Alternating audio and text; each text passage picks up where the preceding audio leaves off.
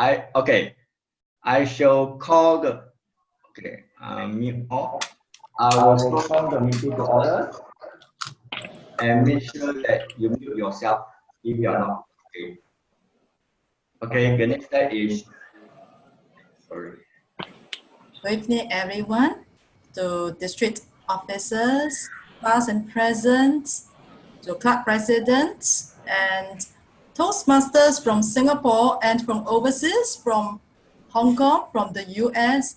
Thank you for tuning in to the third meeting of the Singapore Online Toastmasters Club.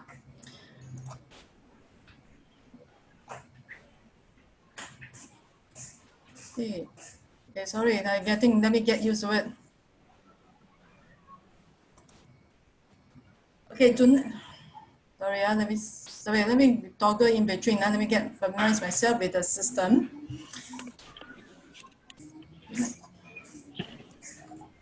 Okay, can I call upon the Toastmaster, our president, Willie, for his opening speech? Let's have applause. Thank you, everyone. Past two meetings have been a learning opportunity for both everyone in the meeting and as me. And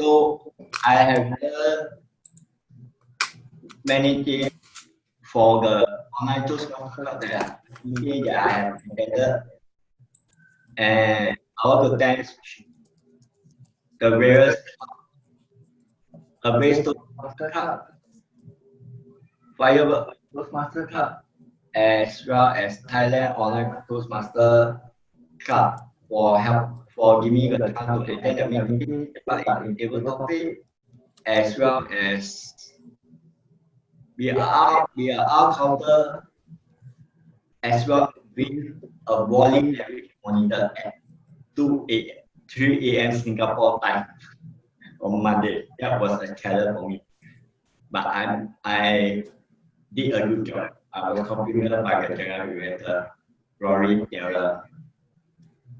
Well, we have already stepped into the third meeting of the demo meeting, and in coming weeks, we are going to be chapter 2. And just to inform everyone that last night I have received an email from Toastmasters International saying that they have approved our club to be a prospective status. So by today, I think by end of today, it will appear as a prospective club in District E. Not District U, sorry, District U. And we are going to, and the name will still be called Singapore Pro Online Club until we rename the club. So over back to you, Toastmasters. Evening. Thank you, Willie, for your speech. I'm looking forward for our club to be incorporated into the Toastmasters International. It's a very important milestone because it will be recognized as a club within the body of the Toastmasters. Okay, now next coming up is next upcoming is the word of the day. Okay, can I invite Janice to teach us a word or a phrase so that we can improve our English language? Thank you. Okay, thank you. Let me see if I can share my screen. I can understand.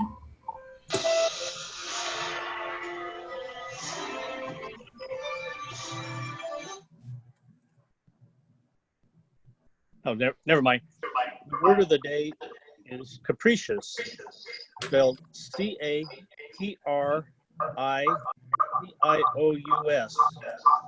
And it's an adjective, and it means determined by chance or impulse or whim rather than necessity or reason.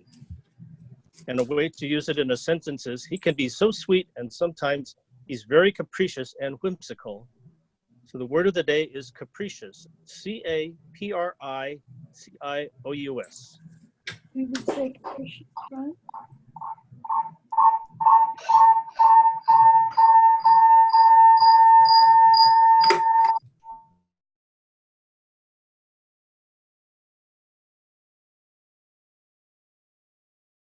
Wait. Did everybody get the word? Okay. Okay, back to you. Dennis, can you repeat again? Sorry, I think just now everyone was mute. There's an echo for one of the PC. All right, let me try that again. The word is capricious, C-A-P-R-I-C-I-O-U-S.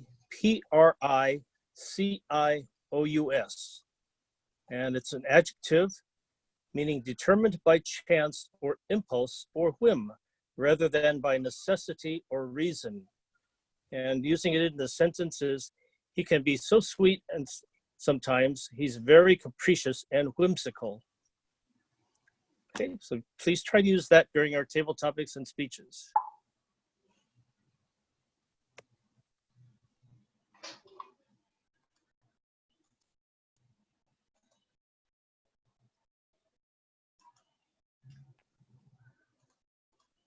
Okay, I will, since Alicia is not here yet, let me share my desktop for table topic. Okay, please hold on.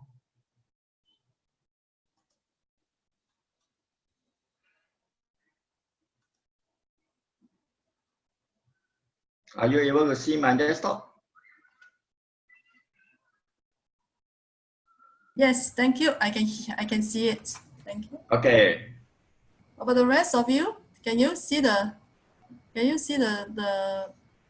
Toastmasters International slide? Yes. Okay, good.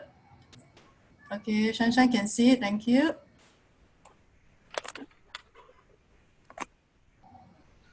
Okay.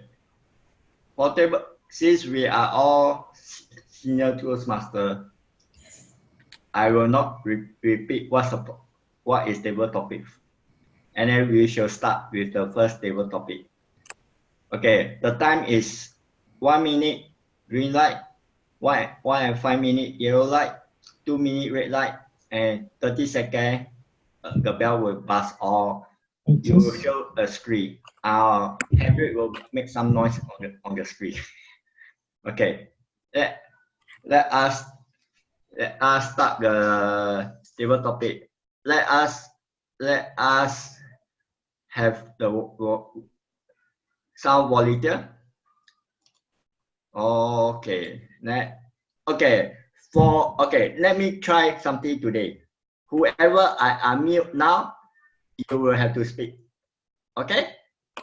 Willie. Yeah. Willie. Yes. Willie, can you hear me? Yes. Is it loud or soft? Yes, just nice. Okay. Okay, let me mute someone and you will be asked to speak.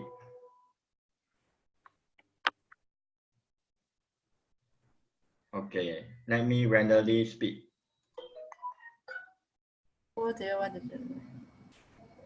Okay, Shanshan, you are the first speaker. Seriously? Why is it every time me?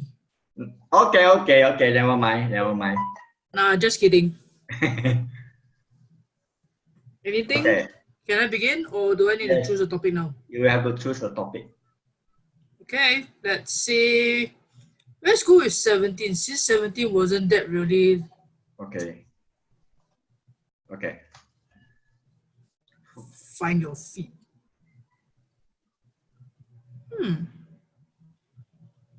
Okay.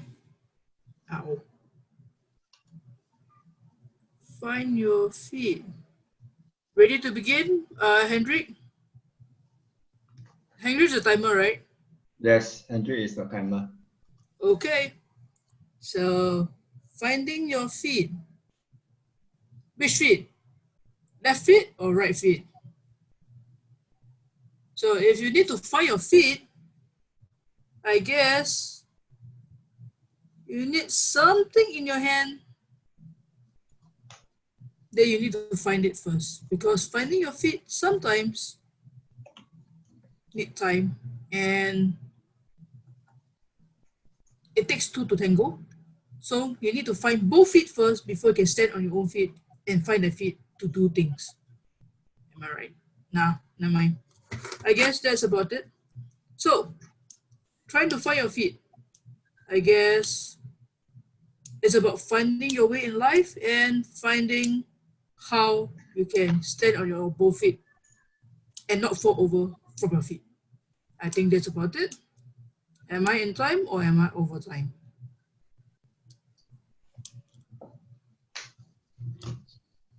Green. Okay. The next speaker, let me try someone. Okay, whoever, okay, I will meet everyone again. Let me mute. Okay, let us have Patricia. Hi, I'll pick. Let me go back to the topic. Okay. I'll pick 5. Okay, 5. Easy on the eye. I think it's very important that we see clearly, that the things that we see also have the responsibility to make it easy on our eyes. Say for instance, if we get something done and it is too complicating, then it will not be easy on the person trying to understand you. Say for instance, when we have to, say, do a project, I think we've got to make it simple, need the direction, focus on what we are supposed to do. And then the members will be able to see the way towards that direction or focus on that direction. And that to me is being easy on the eye.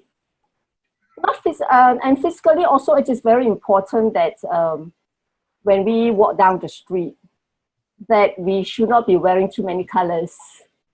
And if you are wearing simple colors, then it will be easy on somebody's eyes and you will look pleasant.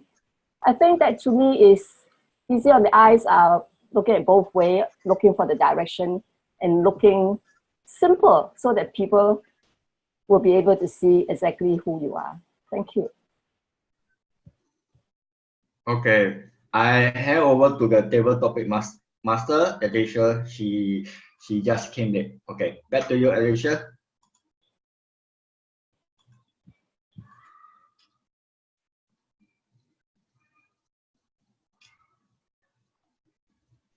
And everyone. I believe everybody knows what is a table topic. It's a segment for impromptu speaking, and it will train our speakers at Toastmasters to think on their feet. So this is the most challenging segment. I hope you will enjoy this segment. So who wants to be the next speaker? Next, to pick the next topic.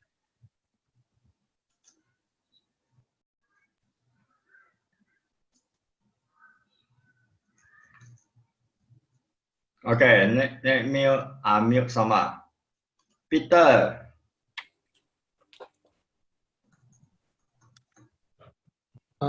Yes, Willie, I'm the evaluator for tonight. Is it? Okay. Let us get someone for overseas. Julie. Yes. Okay, can you choose okay, let me 7. Okay, you give me a minute. Let me unshare. Okay. 7. Let me share my desktop again. You don't hear me? Okay, let me share my desktop again. Do anyone hear me? Yes, we can hear you loud and clear. Yes, I hear you. Okay, I choose 7. Okay, 7.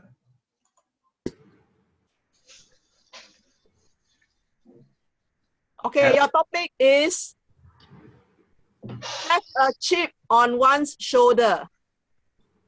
Have a chip on one's shoulder. Yeah, I do have a chip on my shoulder presently. Chip on your shoulder means you have a problem. Sometimes you translate from English in your language and it seems so strange. I don't even know what is a chip, in fact.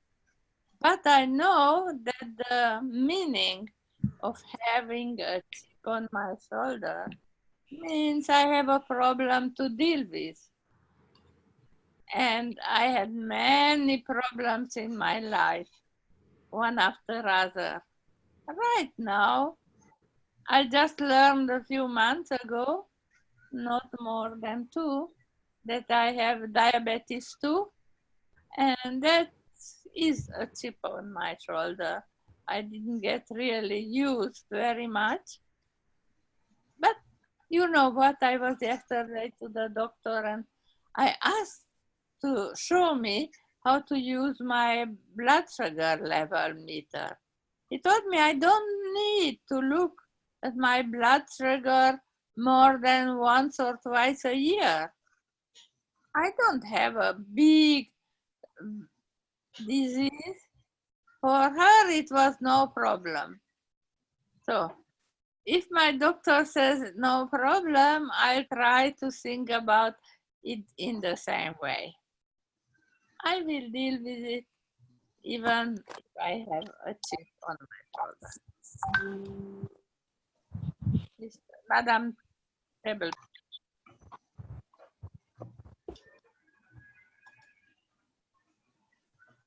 Okay, Julie, that was very nicely well said.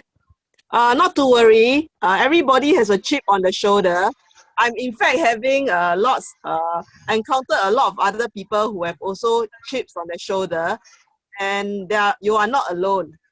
For me, after a heavy, stressful week, I do have chips on my shoulder. So I'm with you. Okay, let's have the next speaker select another topic.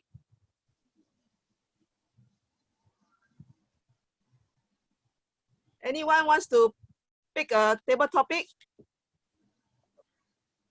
Let me try. Alicia, I would like to try 11.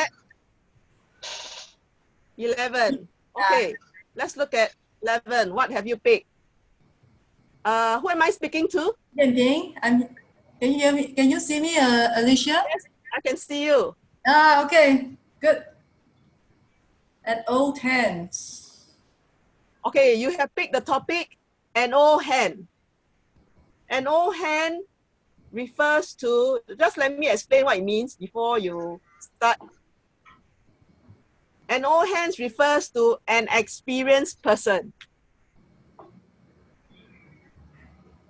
So let's hear what you have in mind on it. Over to you. An old hand is someone who is experienced. Yes, an experienced person, correct. Okay.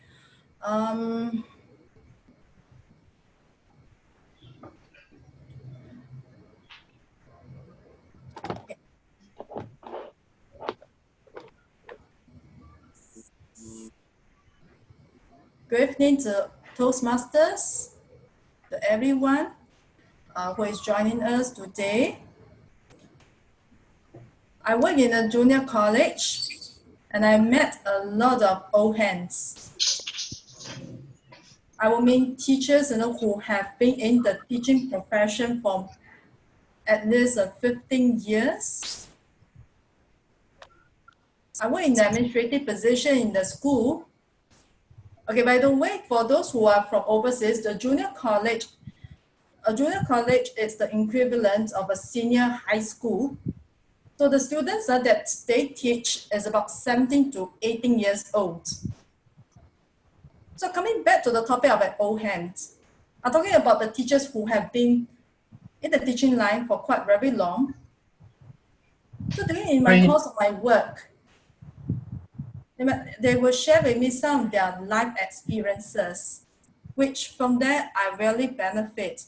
Like I give an example of someone who I can still remember. This teacher is a senior teacher in the physical education, or P for short, in the Yellow. He teach me about how to be patient towards people who really cross my path, and some of them may not be, some of them may not have a very good intentions. By the way he treats other teachers, by the way he treats admin staff and others, I was actually surprised to hear from him that he was quite impatient many years before. So to wrap it up, an Open is someone who showed good quality. Yeah, thank you. To his own actions. Thank you. Your name is Yan Ping, right? Yan Ping. Yan Ping. Okay, thank you, Yan Ping, for the attempt on the O hand. Let's have another person pick on the next topic. Any volunteers? It's quite fun playing this body parts. Alicia, go. What's your name? Trisha. Trisha. Okay, Trisha, can you pick a topic? Topic 3. Topic 3, okay. Whoa, you have very interesting topic. It's written all over your face. So I don't need to explain what it means, right? No. Okay, Trisha, over to you. Fellow Toastmasters, have you ever seen a dog who's done something wrong? It's written all over their face. So I'm so sad, and probably hiding underneath the table. Well, this happens to me all the time with my dogs. In fact, sometimes I'll walk into the room and they have this particular expression on their face. I'm like, what did you do? What trouble did you get into when I was gone? And I'll have to search around the house and figure out what they destroyed or food that they got into that they were not supposed to. But we see it every day. Every person that we meet on the street, we can tell if someone's happy or sad or even in pain because it's written all over their face. So I find it very interesting to study people's faces and trying to determine what exactly their day is. Thank you very much. Thank you. What a cute speech on it's all written over your face. In fact, I also have a dog. His name is called Mega. But he has a very black face, so you can't really see it when he does something wrong. But we can see it when he immediately runs and hides under the chair. So we know he has done something wrong. Okay, let's have the next person to pick another topic. Can I go? I'm Joan here. Yes, you can, Joan. Okay. So, which is my topic now? Any topic is a good topic. So I can go for topic 19, table topic 19. Sure. Joan has picked this topic, makes my blood boil. Over to you, Joan. Okay, makes my blood boil. Fellow Toastmasters and guests, makes my blood boil. I have 3 points to say why when people really make my blood boil. First is when they show less of perseverance in what they undertake. It really makes my blood boil. They take up a particular thing to do and then they don't finish it. Sometimes I do that to myself too, and it really angers me, you know, when I don't get to the deadline and I don't keep up. So I have to keep trying and pushing myself. Second, my blood boils when I don't see adequate compassion towards fellow beings. It really makes my blood boil when people are just rude and mean to each other and absolutely disrespectful. Thirdly, it makes my blood boil when people are very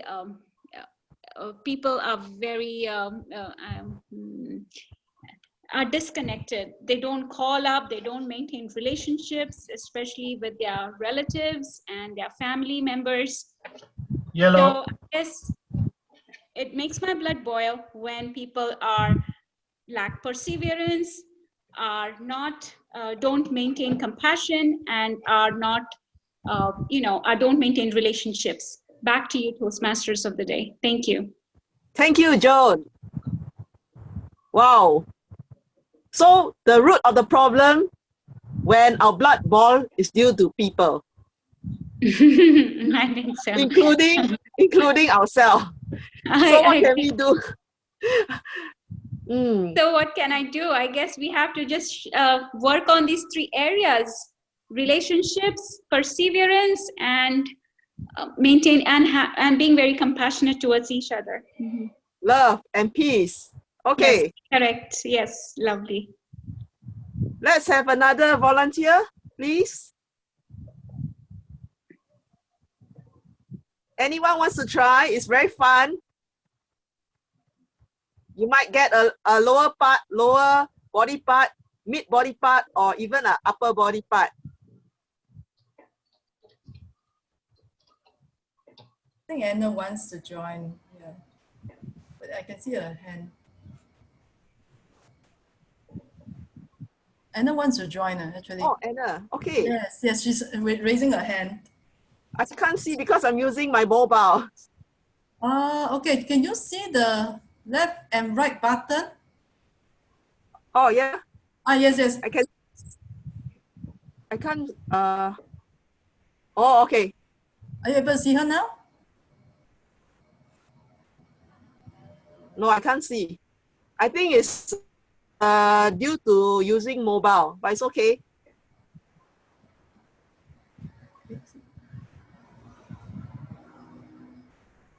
Okay, oh dear. Okay, anyone using mobile?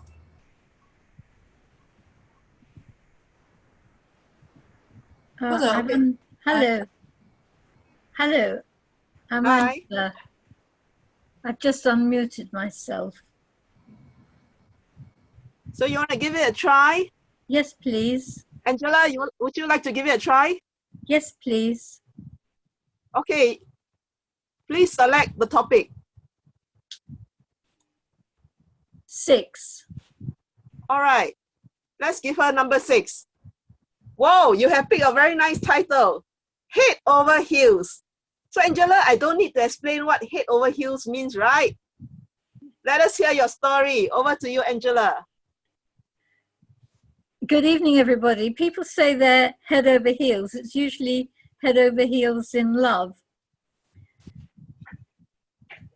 It's very odd when someone else is head over heels in love and you can't see what they see in the other person. It also, you have to be very careful when you're head over heels that you're not cutting out somebody else. I have a friend who was talking about the man she was besotted with, and her ex-boyfriend was standing nearby looking extremely glum. So you have to always consider your audience. I've also seen people kissing on the London Underground station, and I've thought people walking past them, such as elderly widows and widowers, might be feeling very lonely when they can see a couple who are so besotted with each other. I feel if you're head over heels, sometimes it's good to tell everyone, and sometimes it's good to be a little more discreet. I'm often head over heels about the project I'm working on, because I'm that type of butterfly mind. Whatever I turn to excites me, and a day later I've moved on to something new.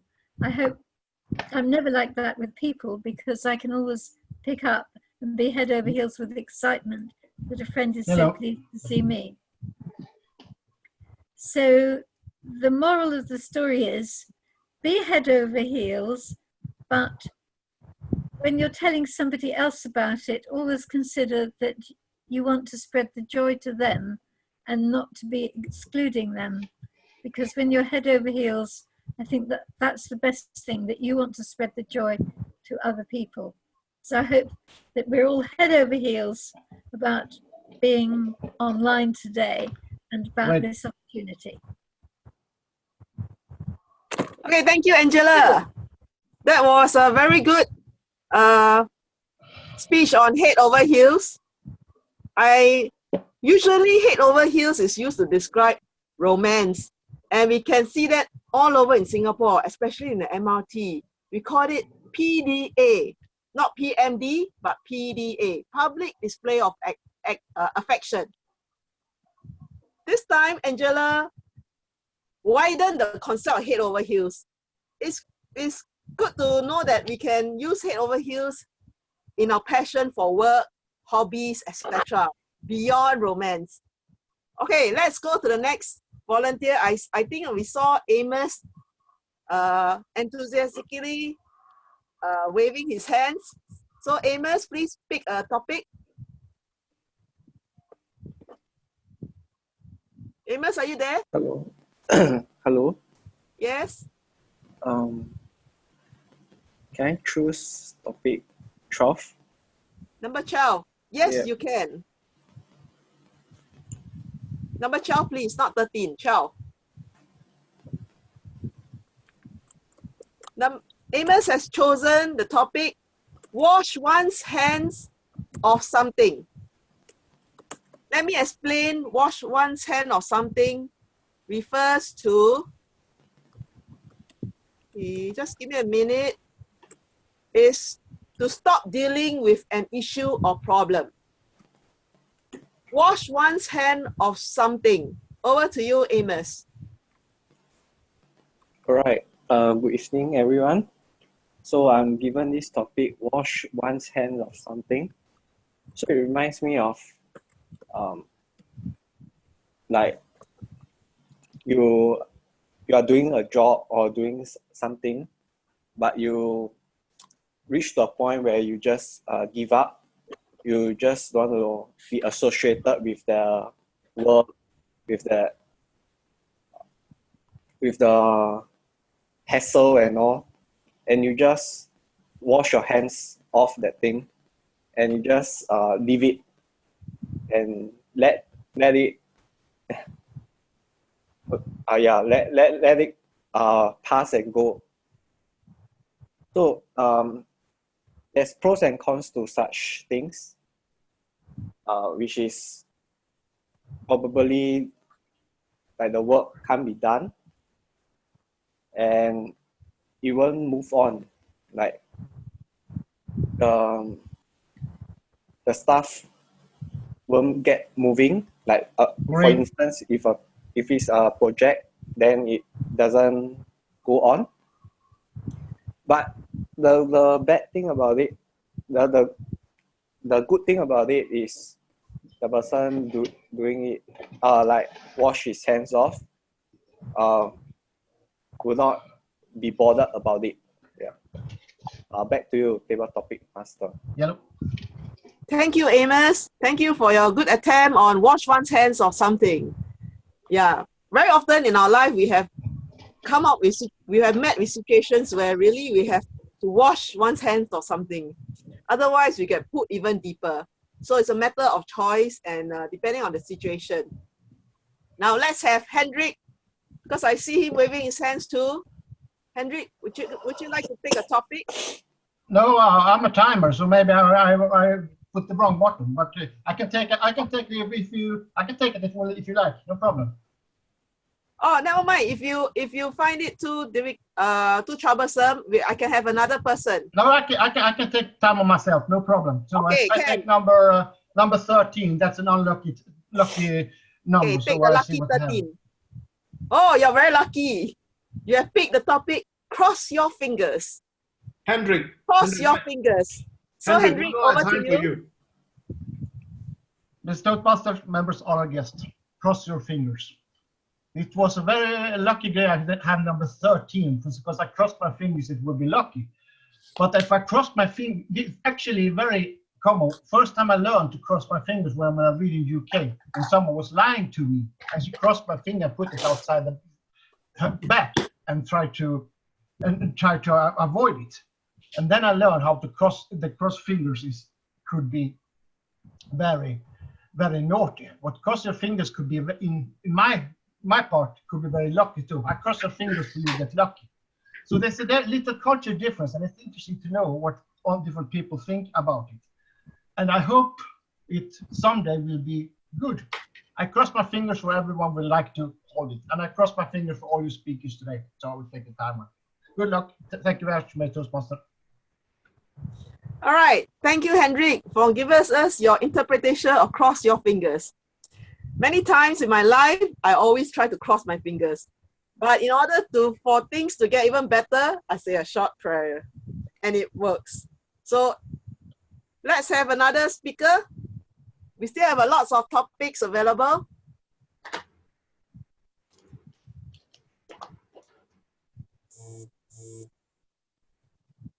Anyone out there would like to try our fun table topic? It's very fun. I'll take one. Anyone who has not spoken? This is Dennis. Sorry, can you let me know your name? It's Dennis. I have two icons up. Dennis Ham. Oh, Dennis Ham. Okay, Dennis. I'll take number 1. All right.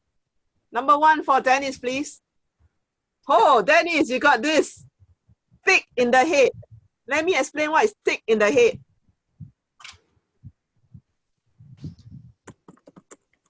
Thick in the head means not very intelligent. Don't take it personally. It just means not very intelligent. Over to you, Dennis. Okay, thank you, Madam Table Topic Master. When people are going to school, people are trying to get things into your head so that you understand it, especially teachers. And not to be too capricious, though, I think that they feel that if you're able to absorb a lot of knowledge, that your skull must be thin enough so the information can penetrate into your brain. So I think that people who don't have a thick skull are people thought to be maybe smart. Also, I think people talk about being thick-skinned or thin-skinned, meaning that if you are thin-skinned, things really get to you, which is probably the opposite of what you're trying to do as far as getting people to learn something and having a thin skull. So I think that people figured out, or at least used the simile, or that being someone thick in the head means that your skull is so thick that information will not penetrate you, and that's why they think you're dumb. Back to you, Madam Table Topic Master. Thank you, Dennis. So for people who think they're thick in the head, no worries. It's similar to thick in the skin. Just continue learning, improving your skill and knowledge. Soon, the head will be thinner. Anybody else who has not spoken?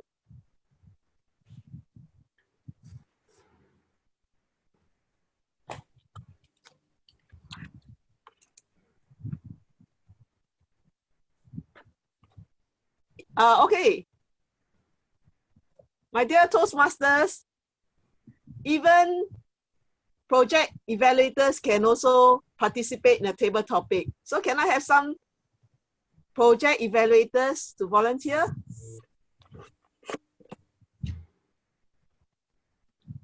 Yo, Peter. All right, Peter. Come, pick a number. Number 8. All right, he has chosen number 8, lucky 8. Let's see. Oh, you got this inspiring, motivating phrase, pat on the back. Peter has chosen pat on the back. Over to you, Peter. Don't you want to explain the meaning of pat on the back? Okay, okay, all right, I will explain. Pat on the back. Pat on the back means recognition or a thank you. So over to you, Peter. Thank you, Madam Toastmaster, Table Topic Master. This is Peter here. And Alicia Chia, being our Table Topic Master, deserves a pat on her back. Now, the reason is, I think she just came back from work. She just showered. I can see her hair is not even dried. She immediately jumped in and started the table topics, even though it was already started. She just took over, and that is really a very deserving pat on the back. And we should all pat ourselves on our back too, because I just came in at 8:50.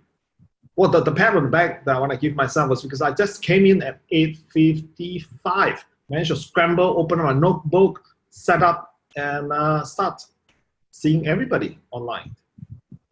There were like already 13 or 14. I was a 14%, 14 participant, and Alicia the 15.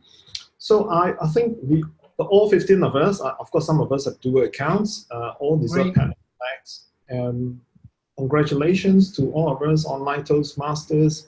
We are making this club rolling, and I'm quite certain the next meeting we should have more than 15 participants. And after all, the meeting has not ended. We could have more than 15 participants before the end of my time in table topics, which is getting a bit long. And Hendrik is holding on the green card. So I should stop now. Back to you, table topic master. Hey, thank you, Peter. You have picked the right topic because this is the end of the table topic. And certainly, I would like to give everyone here a pat on the back. And on top of it, I'd like to give everyone a clap. You all deserve it. Well done. I hope everyone had fun with our table topic. Because my intention was to let you all have some fun over body parts and also to appreciate your body part. So over to you, back to you, Toastmaster of the evening. Thank you, Alicia. I really enjoyed the table topics, which is related to the body parts, and we learned some of the phrases that I learned many years ago. Okay, we are going to go for a 10-minute break from now. So the time on my screen now it's 9:43. Please come back at 9:44. Okay, 10 minutes from now, which is 9:45. Sorry, let me see. 9:55. Yeah, we will come back at 9:55 then.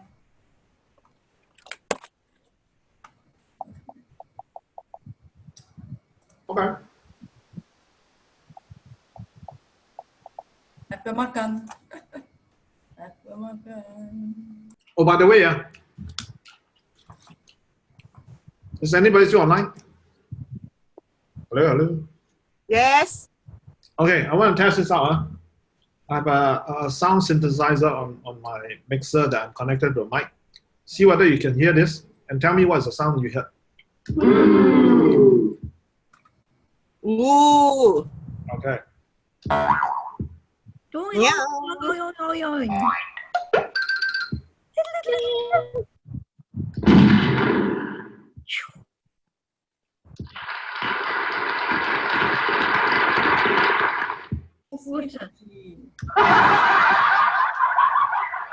Did you hear all this 1, 2, 3, 4, 5, 6 distinctive voice?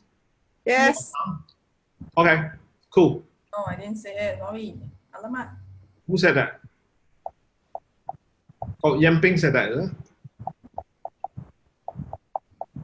Alamak, I cannot All see. right. Alamak, I think. Quack, quack, quack. You'll be. Let me see. Sorry, I want to toggle in between. Okay, he's doing a pathway level 1, project 1, icebreaker speech, which is 4 to 6 minutes. Okay, can I have Tricia to read out the objectives of the project, please? Yes, the purpose of the icebreaker is for the member to introduce him or herself to the club and learn the basic structure of public speaking. Okay, the project it's 4 to 6 minutes. At 4 minutes, okay, can I have the timer, please? Sorry, let me try to see where the timer is. Henrik. Yes, could you show? Okay, at 4 minutes, it's at green color. 4 minutes. Yes. Yes. Okay. 4 minutes yellow. Yes. Okay, 5 minutes yellow. 6 minutes. It's yes. Yep. Okay, and after that, you'll be given 30 seconds to wrap up. Yes. Okay. Over to you, Willie.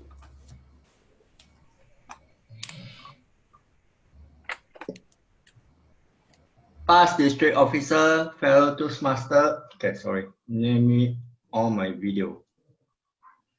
Past district officer, fellow Toastmaster, and to me. Many of you do not know Willie because Willie have just reappeared in Toastmaster a year ago. Some of you, I guess nobody in the call will know who is Willie except Patricia Lam, who have just left for another meeting, Zoom meeting.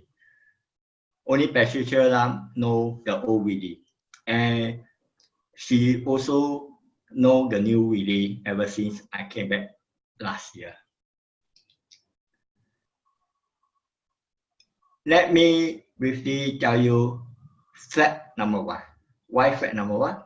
Because we have 11 pathway. And I want to use each fact to introduce myself to everyone. Okay. Who is this Willie? Willie is a past district officer, past club president, or a defaulted Toastmaster Club in Singapore. And I was measured by a lot of Toastmasters as being a very passionate Toastmaster because I went on, when I came back to Toastmaster last year, I went on to help other Toastmaster Club in Singapore. How did I do that? I went on to help the club enhances their Facebook page, club page, so that they can reach out to more non-Toastmaster near their neighborhood.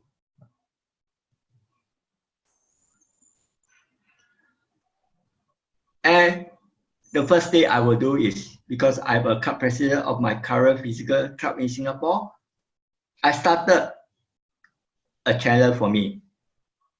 That is to rebuild this club and have more guests coming to the meeting. That's the first part. And as months go by, I start to do even more video stuff that concern Toastmaster or my current physical club. And it does attract most Toastmasters in the district, and they have engaged me to help other people in the district. I have conducted a workshop last month, and some of the clubs have indeed improved their club outreach to the community, and they have guests coming in from nowhere. In 2 weeks' time, in a week time, I will be conducting the same workshop but in Mandarin. It's a big challenge for me. The past really is a very demanding person, a bossy person. When this need to be done, it need to be done immediately. And because of this, I lost many friends. And when I came back, I told myself, I do not want to be a club officer. But 6 months ago, the club need me to step in to help rebuild the club and to rescue the club membership. So I stepped in, and this time around, I use the servant leadership that Toastmasters International have instilled in all club officers, servant leadership. So we use the word of persuasion. At times, I fail. But we are here in Toastmasters, we learn. We make mistakes, we learn from mistakes. I'm still learning. Although I still offended people in Toastmasters, but I also make new friends that feel that I should tone down even further. And the current club, the physical club, will be my current term as the club president, and the BBE of the club will end in 8 months' time. And I will use the word of persuasion, and I'll be more patient as compared to the past. That I will be moving on to be a better person in life. So, fellow Toastmaster teach you something. Teach you to think, to listen first, think, and speak. Last time, I always like to speak. But now, I listen more. I think more than I speak. So, we know that we are not perfect person, but there's always a time we always offend people. Well, Toastmaster is not a place for you to be the CEO of the corporation. Toastmaster help us to make mistakes. I mean, help us to learn when we learn from mistakes that we make. Over to you, Toastmaster of the day. Thank you.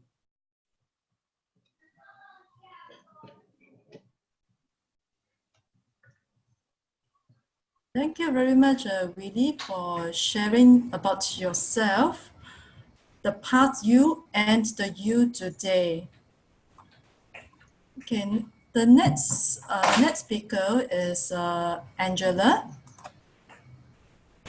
who will be doing a speech called "Why You Should Learn to Shout for Help in 4 Languages."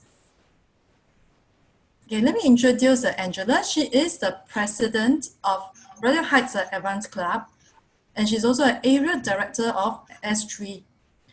She's the English teacher, no, let me correct myself, an English literature teacher and language at A levels.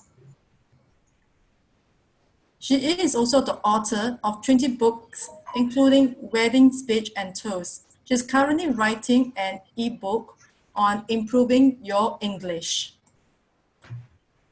Okay, the speech is 5 to 7 minutes.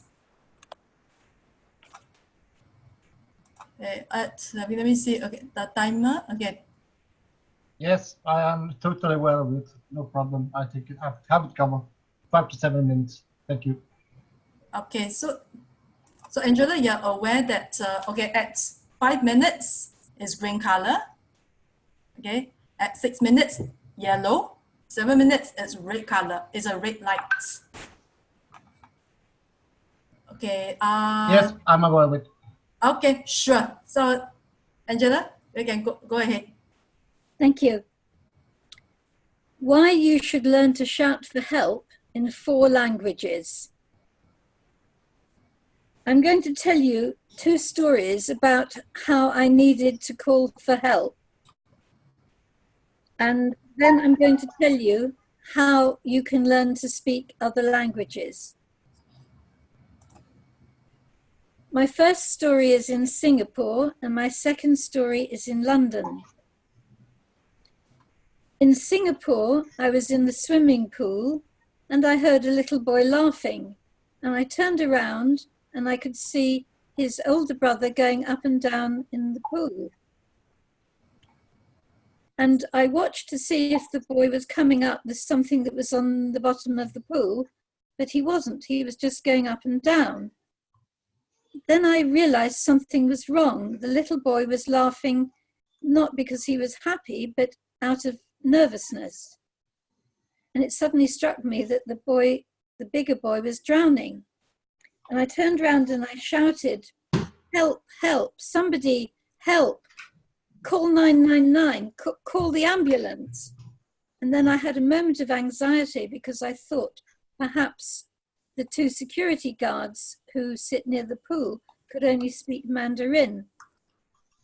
However, they came running up and they shouted to the boy, but he didn't answer. He just went going up and down in the water. So I said to them, throw the life belt, throw the life belt.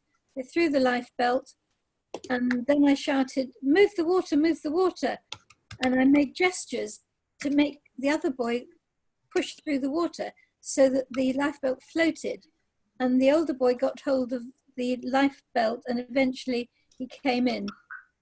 I had to go, but next morning I went back and asked them what had happened. And they said the 2 boys in the pool did not speak English or Mandarin, they were Korean. And then I realized wherever you are in the world, you need to speak 2 or 3 languages, local languages, whether you are a local person or a visitor. And I've got several suggestions. One is that all signs should be in 4 languages. Most signs in the underground in Singapore tell you what to do in an emergency in 4 languages, but by the swimming pool, it's only in English. Now I'll tell you my other story about what happened in England. It was the year 2000. I was on Euston Station in the centre, and there was an announcement saying, please leave the station. This is an alert. This is a security alert. Leave the station. Everybody started going up the up escalators. I joined the queue to join the up escalator. And then 4 Spanish-speaking girls laughing happily away, talking to each other, not listening to or understanding the announcement, came down the down escalator into, I assumed, danger. I shouted to them in French and in English, but they didn't understand. So I stopped and went up to them, and they eventually found that one of them spoke French, and I explained, and so they left the station with the rest of us. So my conclusion is that we need to learn more languages. Singapore has a current policy of being bilingual. I don't think that's enough. We have 4 national languages here: English, Chinese, Malay, and Tamil. So I think every school child should learn 2 or 3 languages, and so should every adult, and all signs should be in at least 3 languages. Now on British trains, intercity trains, they have signs in several languages, but on the underground, on the occasion when I was there, the announcement was only in 1 language. What can you do to learn more languages? There are 2 things you can do. The most widely learnt language on Duolingo, with millions of people learning languages, is Spanish. So I'm learning Spanish.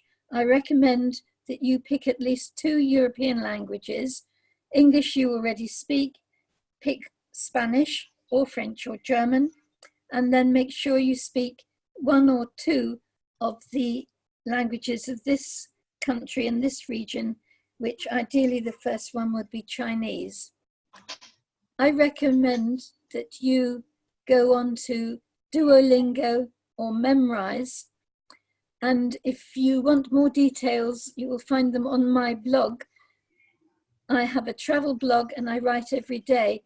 And my most popular post was about learning Spanish, which I presume is largely because of the Americans learning Spanish, which is spoken in South America, as well as, of course, in Spain, in Europe. And Spanish is one of the easiest languages to learn.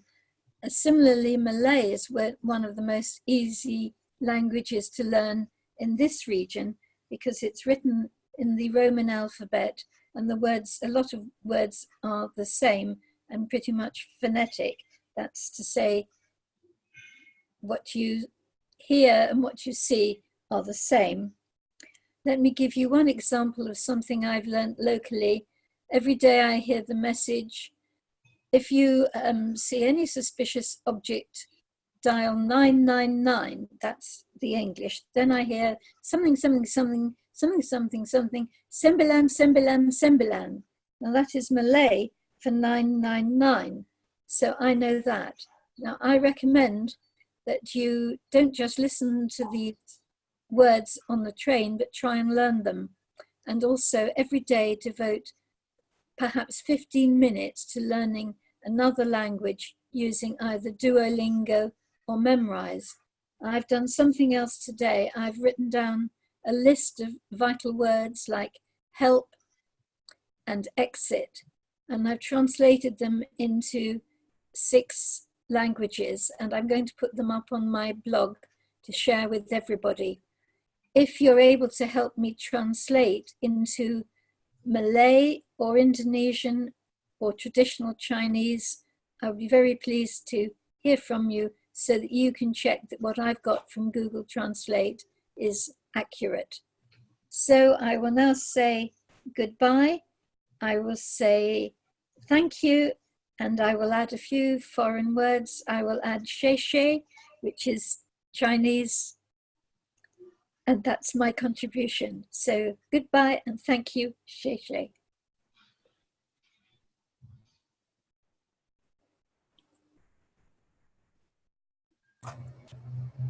Okay, thank you, Angela, for your speech. Okay, there was some changes to the program just now, so which I just received. So the third speaker is Joan. Okay, let me introduce Joan. Toastmaster Joan. Okay, she comes from Singapore, and she introduced herself in this way. I want to be a fictitious storyteller, always looking for humor in life. She's doing a speech from the Evaluation and Feedback Project 2. Okay, Joan, your speech. Okay, let me see what's the timing. Is 5 to 7 minutes. Okay, the can the evaluator Julie?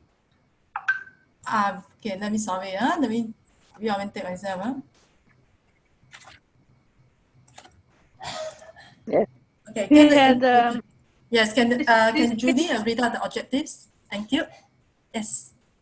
She will speak from the humorous part, and the project. Julie, there's you will evaluate project 2 part 2. That is the evaluate and feedback. Sorry, because there's a lot of changes. The speaker.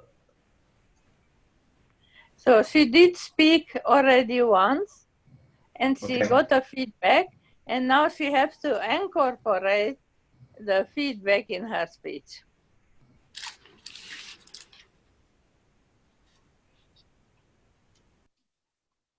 Okay, Joan, over to you. Unmute myself. Can you hear me?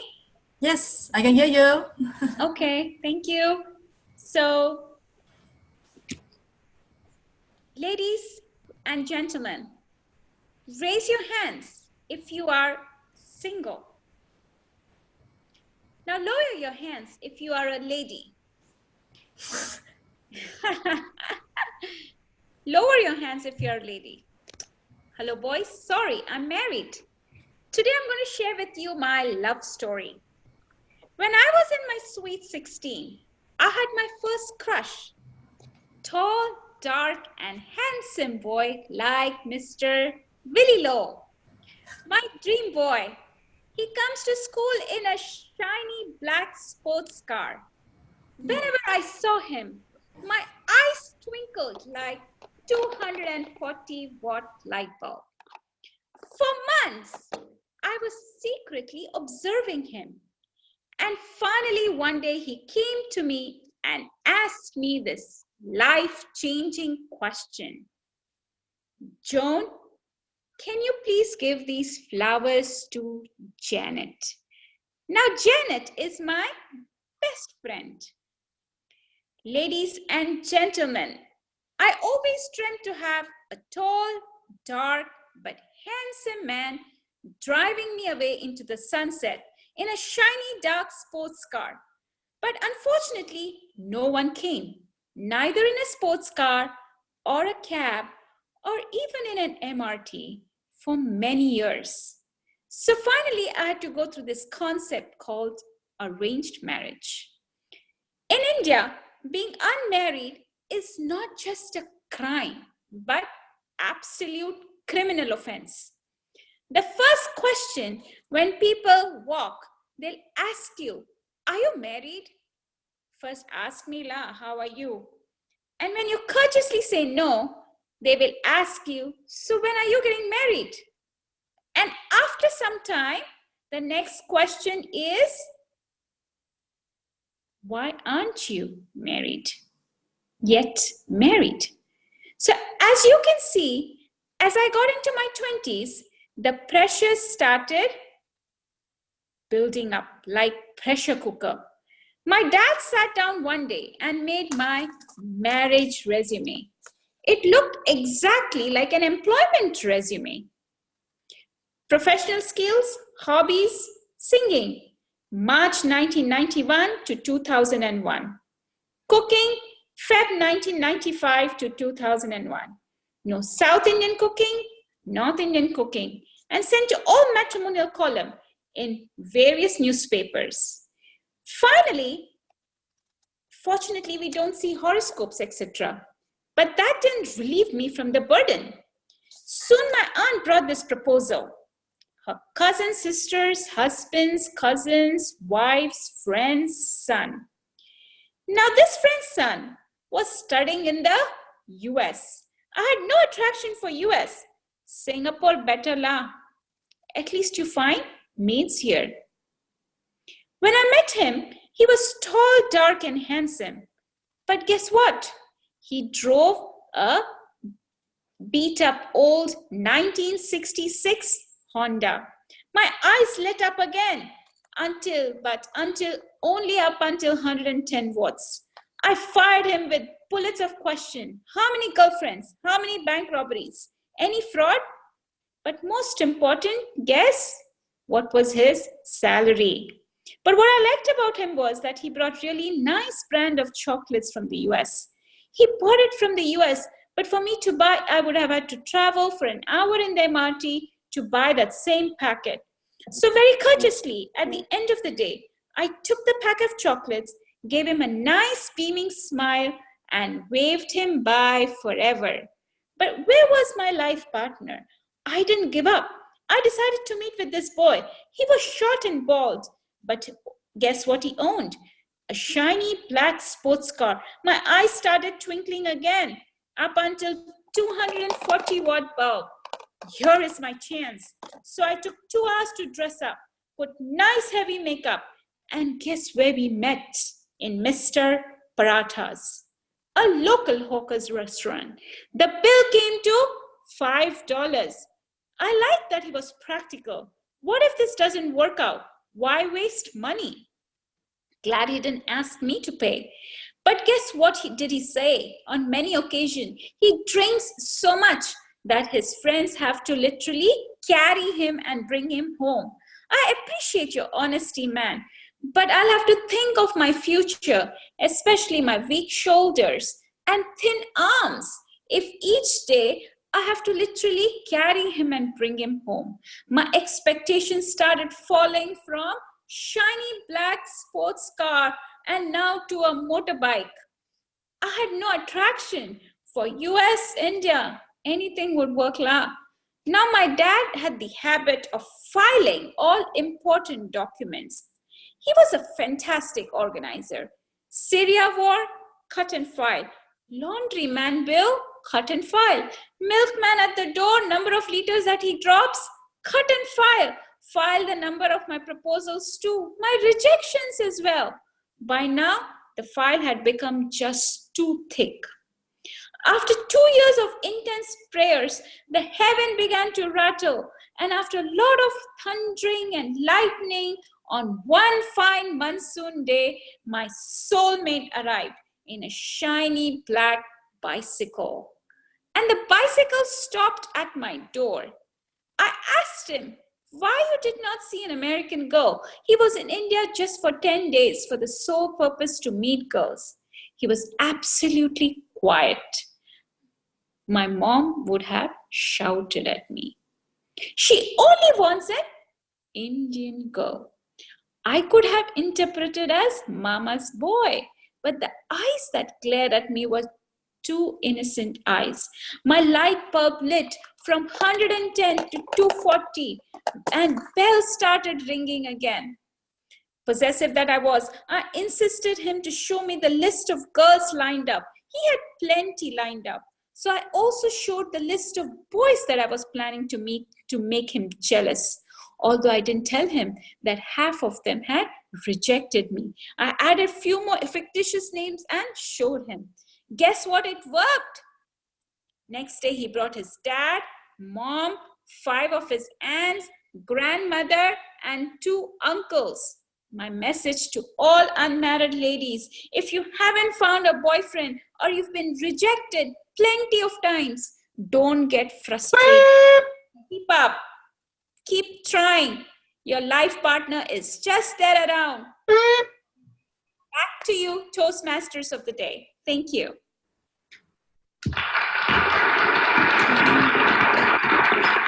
Okay, thank you very much, Pallavi. Okay, sorry, Joanne.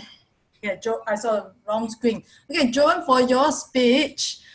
Okay, we have 3 more speakers. Okay, the next speaker is Shan Shan. Okay, who will be doing a speech journal from the Pathway Level 3 Project 2. Engage your audience with humor. Okay, Shan Shan is from the Toa Payoh South, the Toastmasters Club in Singapore, and she's also a member of the SG Online English Toastmaster Club. Travel is a passion and profession, so she joined Toastmasters to conquer the fear of public speaking. The speech title is, Am I Funny or Not? Okay, so the timing, okay, let me see. Okay, the timing is 5 to 7 minutes.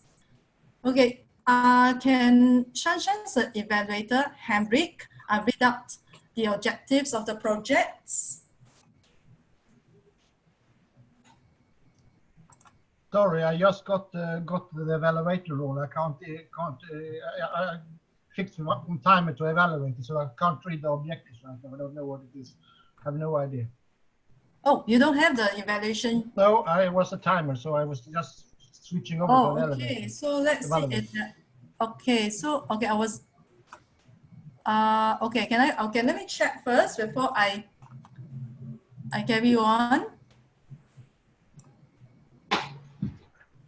Okay, so let's.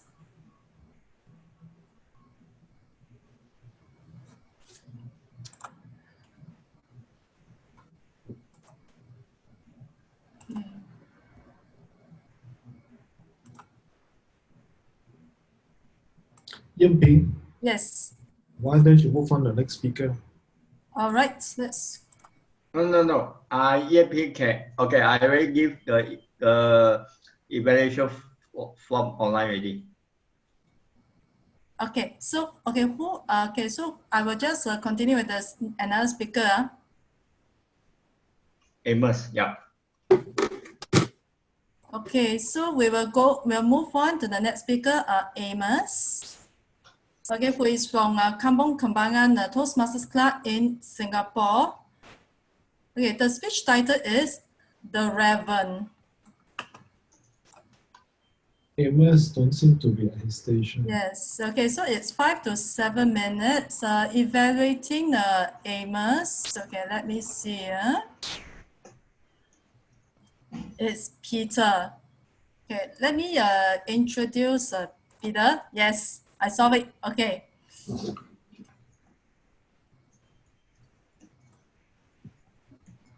Okay, he has been a Toastmaster with Toastmasters International.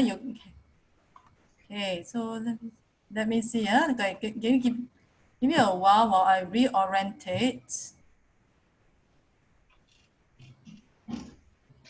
Okay, Henry is the okay. Let me see. Introduce Amos. I'm the evaluator. I get introduced when I'm evaluating. Okay, sure. Okay, I think okay, over to you, Amos. You can start your speech. So I start now, or? Yes, Amos, you can start now. Yes. Okay, so good evening, fellow Toastmasters. So as I will be presenting to all of you all on the interpretive poetry for this speech. So the poetry that I will be reciting to all of you all would be by Vincent Prince, The Raven. Okay, so this poetry is one of his famous poems. In the poem, a narrator mourns for a lost love named Lonnie while reading in his study room when he suddenly was visited by a big black bird called a raven. It is said that this poem shows a parallels with Edgar Allan Poe's own life. So all of y'all, without further ado, I will start the poetry. So once upon a midnight drudgery, while I pondered weak and weary over many a quaint and curious volume of forgotten lore, while I nodded, nearly napping, suddenly there came a tapping. As some of one gentry read, rapping at my chamber door, this some visitor, I muttered, tapping at my chamber door, only this and nothing more. Ah, distinctly, I remembered it was the bleak December, and each separate dying ember rolled its golden ghost upon the floor. Eagerly, I wished the marrow. Vainly, I had sought to borrow from my books succeed of sorrow, for the lost Lauren, for the rare and radiant maiden whom the angels named Lorraine, none less here for evermore.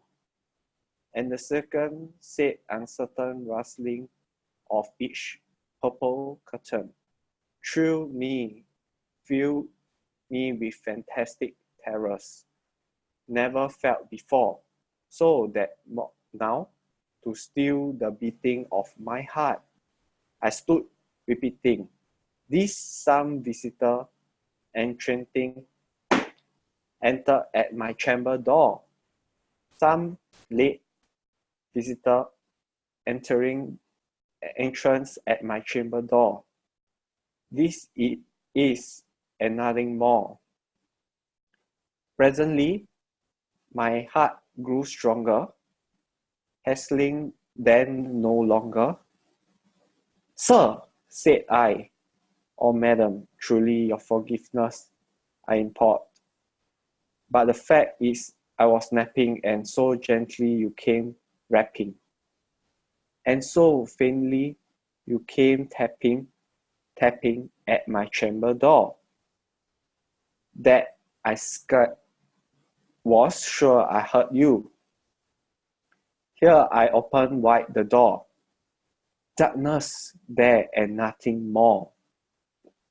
Deep into that darkness peering, long I stood there wondering, fearing, doubting, dreading, dreams no mortal ever dare to dream before. But the silence was unbroken, and the darkness gave no token. And the only word that spoke was the whispered word, Lorraine. This I whispered, and the echo muttered back, Lorraine! Merely this and nothing more. Then this angry bird beguiling my sad fantasy into smiling. By the grave and stern decorum of the countenance it wrote, through thy crest be shorn and shaved though. I said, art sure no craven, surely green and ancient raven wandering from the nightly shone. Tell me, what thy lordly name it on the night's Pearlian shore? Content the raven nevermore. But the raven sitting lonely on the plain broad, spoke only one word, and if his soul is that one word, he did outpour. Nothing further than he uttered, not a feather than he fluttered. Still, I scarcely more than muttered. Other friends had flown before. On the moon will he leave me, as my hopes had flown before. Then the bird said, nevermore. Started, and the silence broke by, repeat so apparent spoken.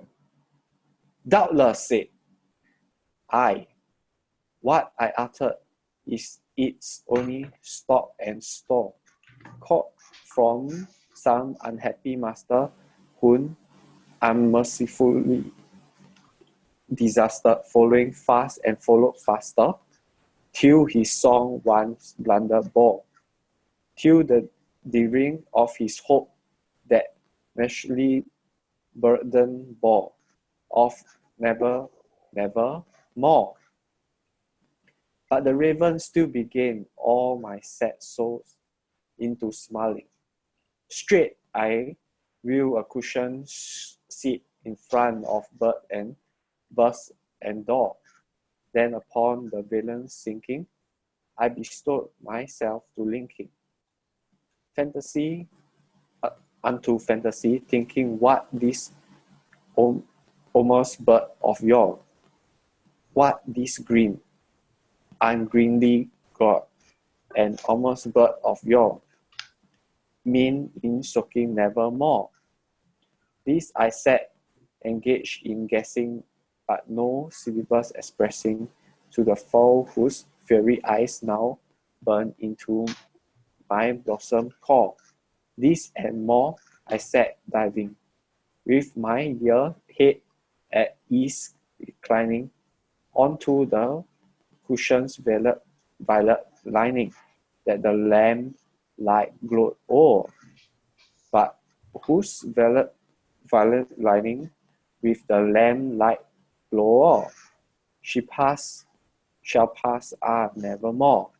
Prophet, said I, think of evil prophet still, if bird or devil, whether tempter said, or whether tempter stores, tree here ashore, desolate yet all undone, on this desert land enchanted, on this home by horror haunted.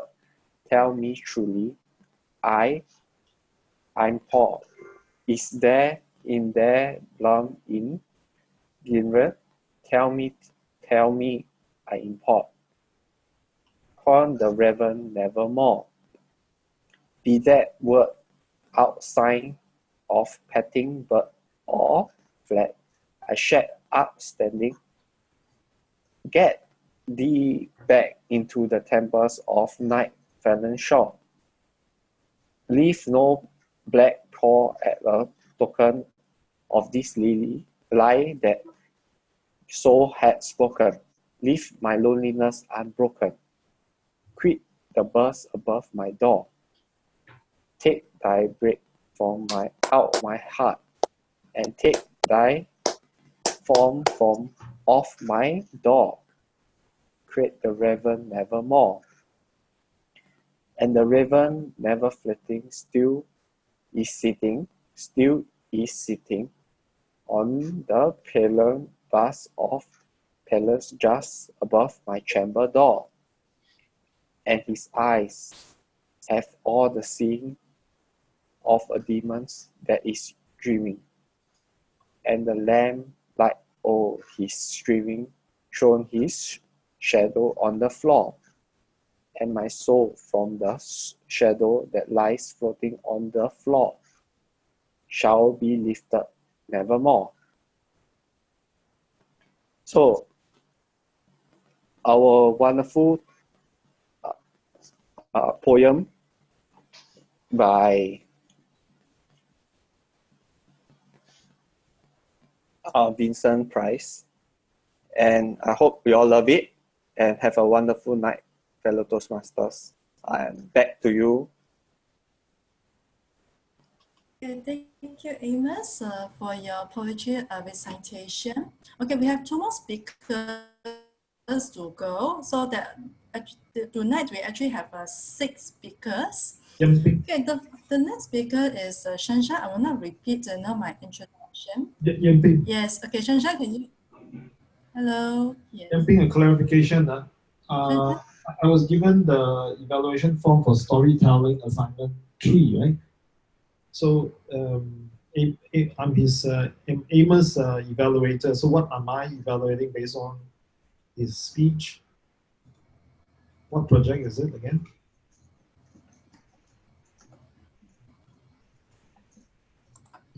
Okay, okay, let me see. There is a... Okay, yes, it's at the chat group now. Okay. Yes, okay. It's now interpretive reading AP2. I don't have the evaluation form.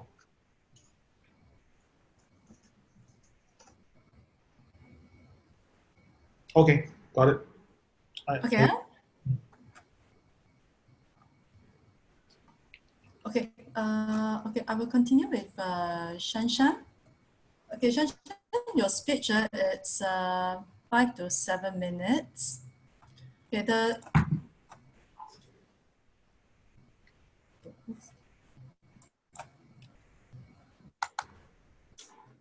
Okay, let me see, who is...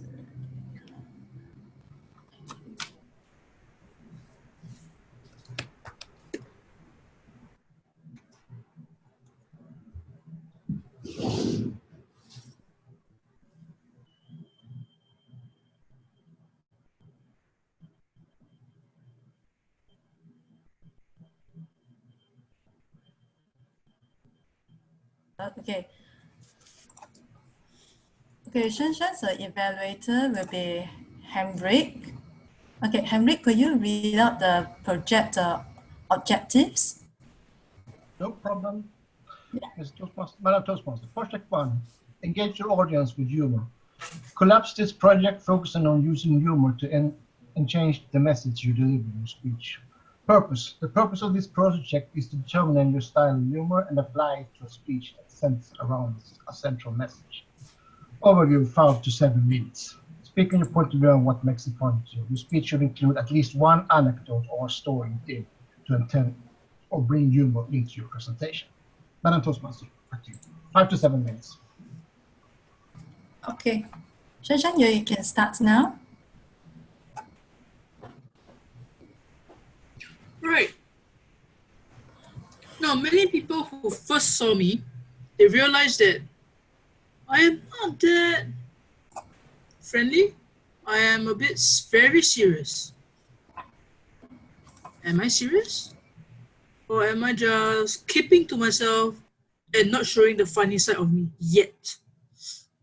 Now, people find me very intimidating. Am I that intimidating? Anybody can answer? Or am I just that friendly? Nah, I don't think so. Because for me, my height is actually one thing that whenever I sit down, people won't think that, okay, you are a tall person. You are just normal average. The moment I saw everybody was like, wow, you are so tall.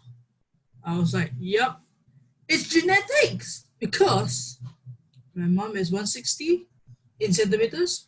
My dad is 178 in centimeters. So what does that make me? It makes me 175 centimeter, which according to some is actually the minimum requirement for a Victoria's Secret model height requirement. That I didn't realize until recently.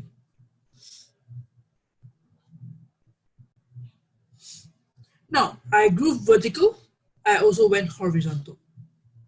Because my height and my body size, they don't match.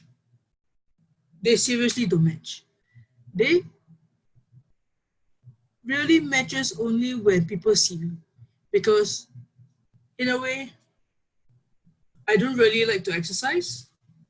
The most is I just cycle around the block and I'll just cycle around whenever I want, or I just cycle whenever I like. I don't have a plan. I don't exercise every day. I don't go anywhere. I just sit down in front of my computer every day. So how do I actually get to grow horizontal? Usually, it begins with food at my grandparents' place, food at home, food everywhere. Practically food on the table the moment you come home, and you have a lot of food on the table for dinner, for lunch, for breakfast.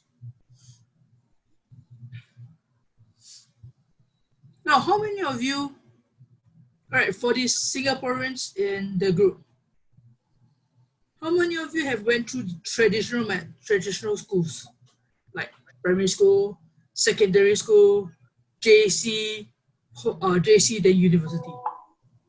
How many of you have actually gone through that step? Now, for me, I'm not a studious person. I don't really like to study.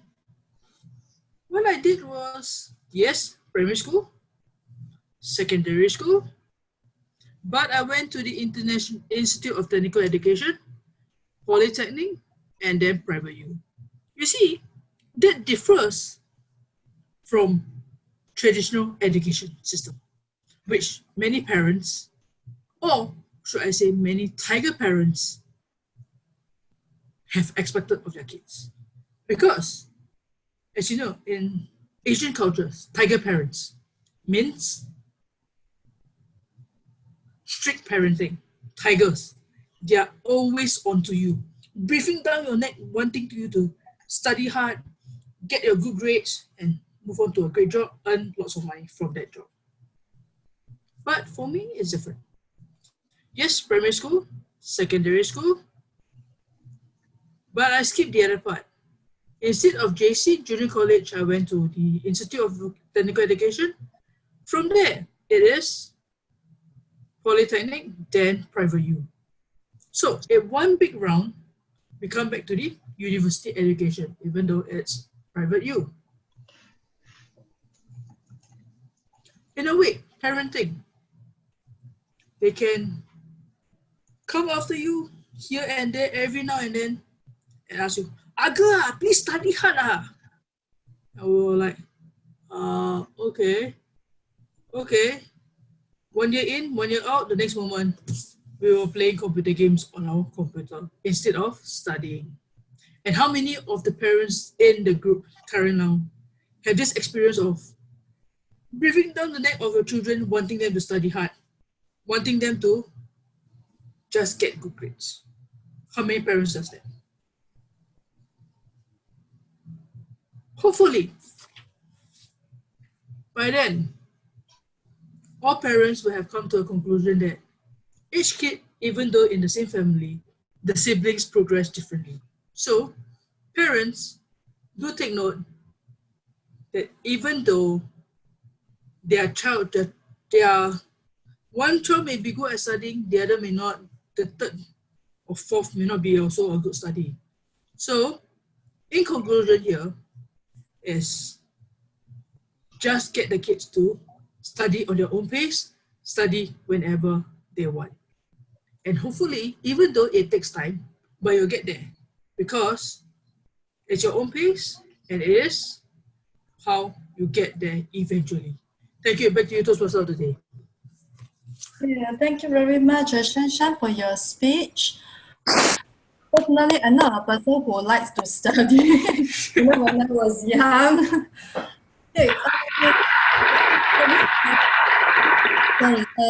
Sorry, there is some background noise. Apologies. Okay, then the last speaker is Pallavi. Hi, Pallavi, are you online now? Yeah. Hi, Wiping. Good evening, everyone. Okay, sure. Okay, I can see you now. Okay. Okay, let me see. Okay, let me introduce Pallavi. She is from Pongo Toastmasters Club in Singapore. She is a passionate speaker, looking forward to learn. Okay, the title of her speech is, okay, she's doing a speech from the Advanced Manual Storytelling Project for the Touching Story. Pallavi, sorry, may I know what is the title of your story? Influence without affluence.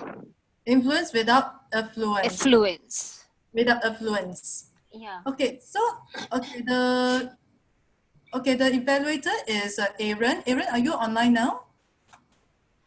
Yes, I think Willie given me the wrong evaluation. Aaron, are you able to read out the objectives of the project? I have to find the evaluation form for that because wrong one just now. Okay. Do you need more time to find it? Sorry, Aaron, can you hear me? Yeah, I can hear you, but I have a different evaluation form. Just give me a moment. Okay. Okay, No yeah. problem. Okay, so a touching story, the objective is to understand the techniques available to arouse emotion, to become skilled in arousing emotions while telling a story. So that will be 6 to 8 minutes. Back to you.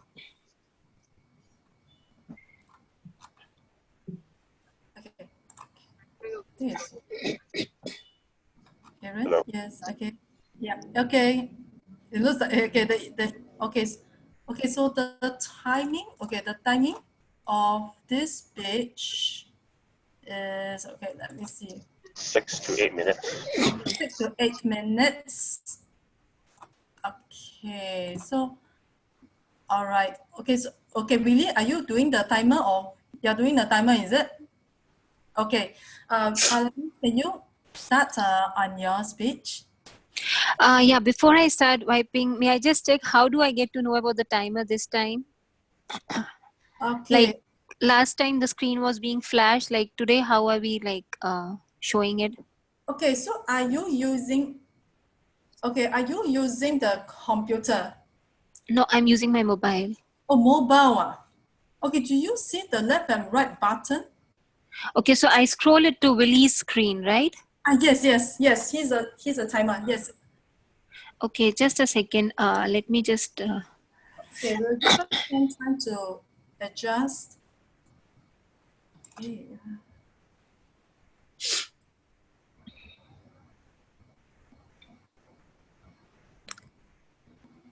Okay, so Willie would be flashing the screen, right? Yes. Can you see the digit 0? Yes, he's flashing. Yes. Okay. Yeah, so am I audible enough to everyone? Like everything is clear? Okay, yeah, thank you. So good evening, everyone. today I would be telling a story that really touched me, and I came across the story yesterday only while I was scrolling my Facebook page, and I was wondering what story should I share. So I came across a story which was recited by a saint, and it's about a girl, now a woman, and she's called as Mother of Orphans. Now the story is about a small girl from India in a state called Maharashtra, and the girl lives in a district, used to live in a district called Wardha. So it is about Sindhu. The name of the girl is Sindhu. And when now an 8-year-old girl, we presume it should be in a school. Sindhu wanted to study, but her parents, because of poverty, asked her to take care of the cattle. So the poor child, despite of going, like her wish to go to the school, was deprived of education, and she had to take care of the cattle. And unfortunately, a year after, she was married. And shockingly, she was married to a man who was 20 years older to her. And by the time Sindhu turned 19,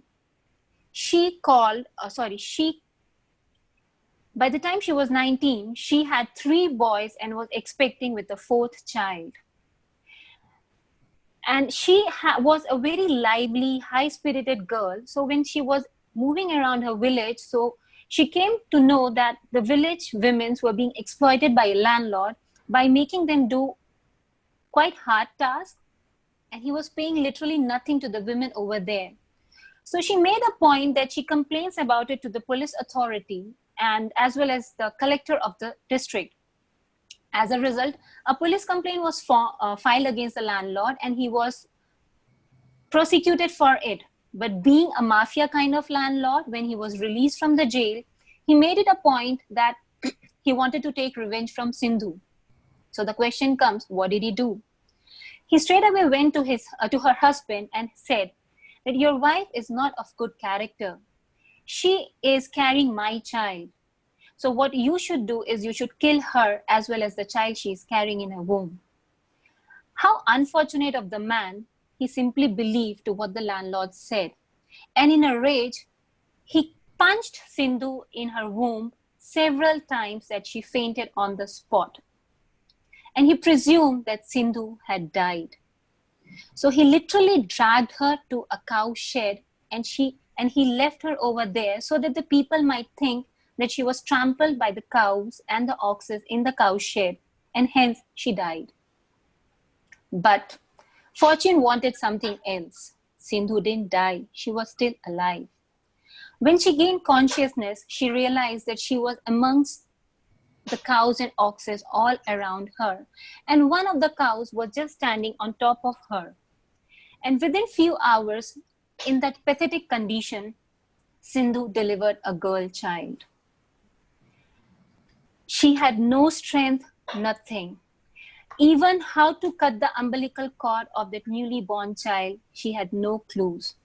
So next to her was lying a stone, and she struck the umbilical cord 16 times to cut it off from her. And she took a lot of strength to cuddle up the child, and then she thanked the cow who stood over her to protect her. So that was the first thing that struck her mind when she saw that the cow was protecting her all the time. Was she embraced the cow and she said, like you have protected me in my difficult times, I promise I will help every other person or any human being who is in need of help, just like the way you helped me. But the tyranny was not over. Sindhu, at that time, way back, the Indian culture was not that well developed. So once they believed that if the girl child is married off, she can never come back to her paternal place. So her biological parents also refused to take her. And to save herself from the exploitation, Sindhu started living in a crematorium. She had nothing to eat. So when the bodies were burned, people used to keep wheat around the body. So she used to pick up the wheat, dip it in the water, and cook it on the fire of the corpse. And she used to eat that. And facing all that pathetic life, She said that I don't want to live this life, neither do I want to give a pathetic life to my child. It's better I commit suicide. So she went to a nearest railway platform and she was lying on the railway track along with that baby, waiting for the train to pass by. She waited there, she waited there. All of a sudden, she heard a loud cry from a far off man, old man who was totally crippled, and he was yearning for water. And he said, "Oh, I am on my deathbed. Can someone please help me and give me some water?" Sindhu at that moment thought that anyways, I have to die. Why not before dying? Let me do some good deed. So she rushed off to a nearby tap and she managed to get water for that old man. And at that particular moment, it struck to Sindhu that that is God's calling. That despite of being in such a pathetic and terrible condition, today I have been able to quench someone's thirst. I have been able to help someone out. So there's still a lot more for me. How can I give up on my life? From that moment, she decided that, okay, I will live. Maybe I'll beg, I'll do something, and I live for my child and I live for others.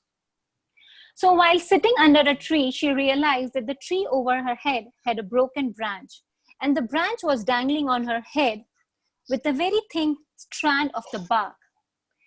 Again, it struck upon her head, in her mind, that the branch has already fallen off. It has nothing left. It's just dangling with a branch, with a bark. But still, it's being able to provide me shelter. It's being able to provide me a gentle breeze.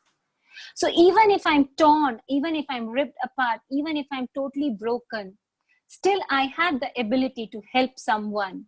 And that day, Sindhu Tai means elder sister, how she's referred to now, promised herself that she'll be taking care of all the orphan and needy child that she finds.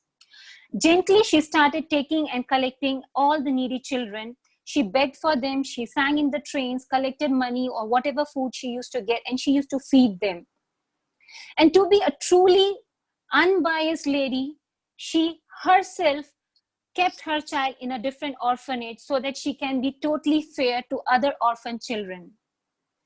And as a result, gradually, her good deed started paying off. She had a huge number of orphans with her. And seeing her good deed, what happened that other people built an orphanage for her. Today, Sindhu Tai is amongst one of the world's famous lady who has influenced people without any affluence. It's just her good deed. Today, the number of orphan children who are with her are 1,400 in numbers, about 14 or 1,500. And now, the child who was deprived of education has sons and daughters who are doctors, engineers, professors, principals, and now she has 1,000 grandchildren. And the girl who was born under the cow in a cow shed is now a doctor. And she is going to take over one of her orphanages. Now this story is famous worldwide. It's a real story. And just because of this lady has been interviewed several times all over the world. She's an international figure and she has received various international prestigious awards as well as India's highest president award.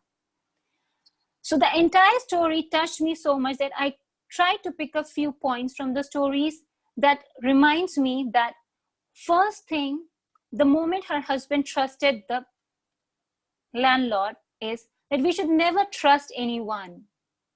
Because the moment we trust anyone else blindly, we are definitely about to lose something very precious. Second, the cow that protected Sindhu Tai. We should always have empathy. The kind gesture done by an animal developed this thing that this child or this lady is now called as mother of orphans, just to return the good deed that was done by someone else for her in a time of need.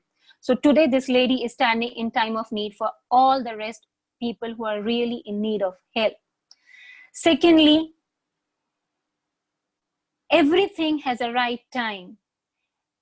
If you get a call, you should identify that this is the God's call and this is the God's will and this is the silver lining. And we should never ever give up on any struggles. Whatever that does not break us makes us more strong. Whatever that torments us empowers us. So today I would like to say that we should never give up despite of any adversities. Thank you so much.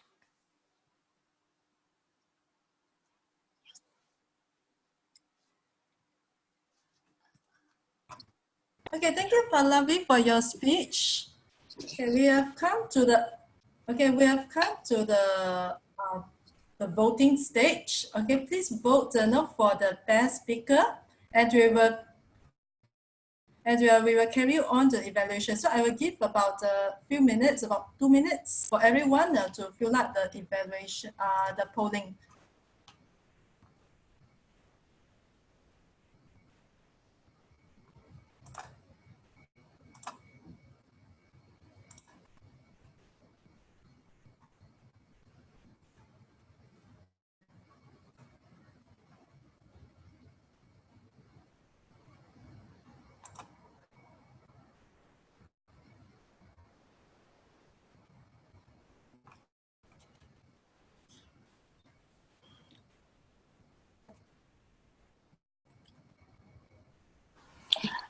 Today I didn't receive that voting thing. You cannot see. Pallavi, you cannot see. Sorry. Yeah, I cannot see. Okay. Okay. Yeah, fine. Thank you. I got it. You found it, huh? Okay. Yeah. Thank you. Thank you.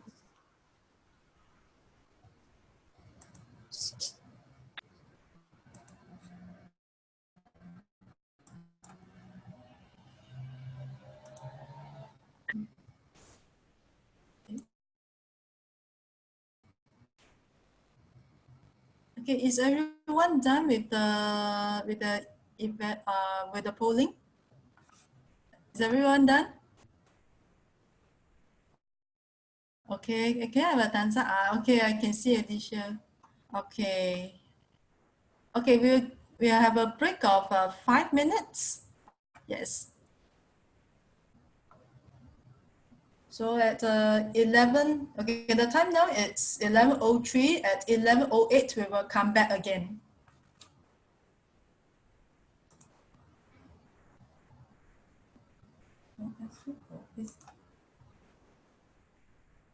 Okay, give them some time to talk.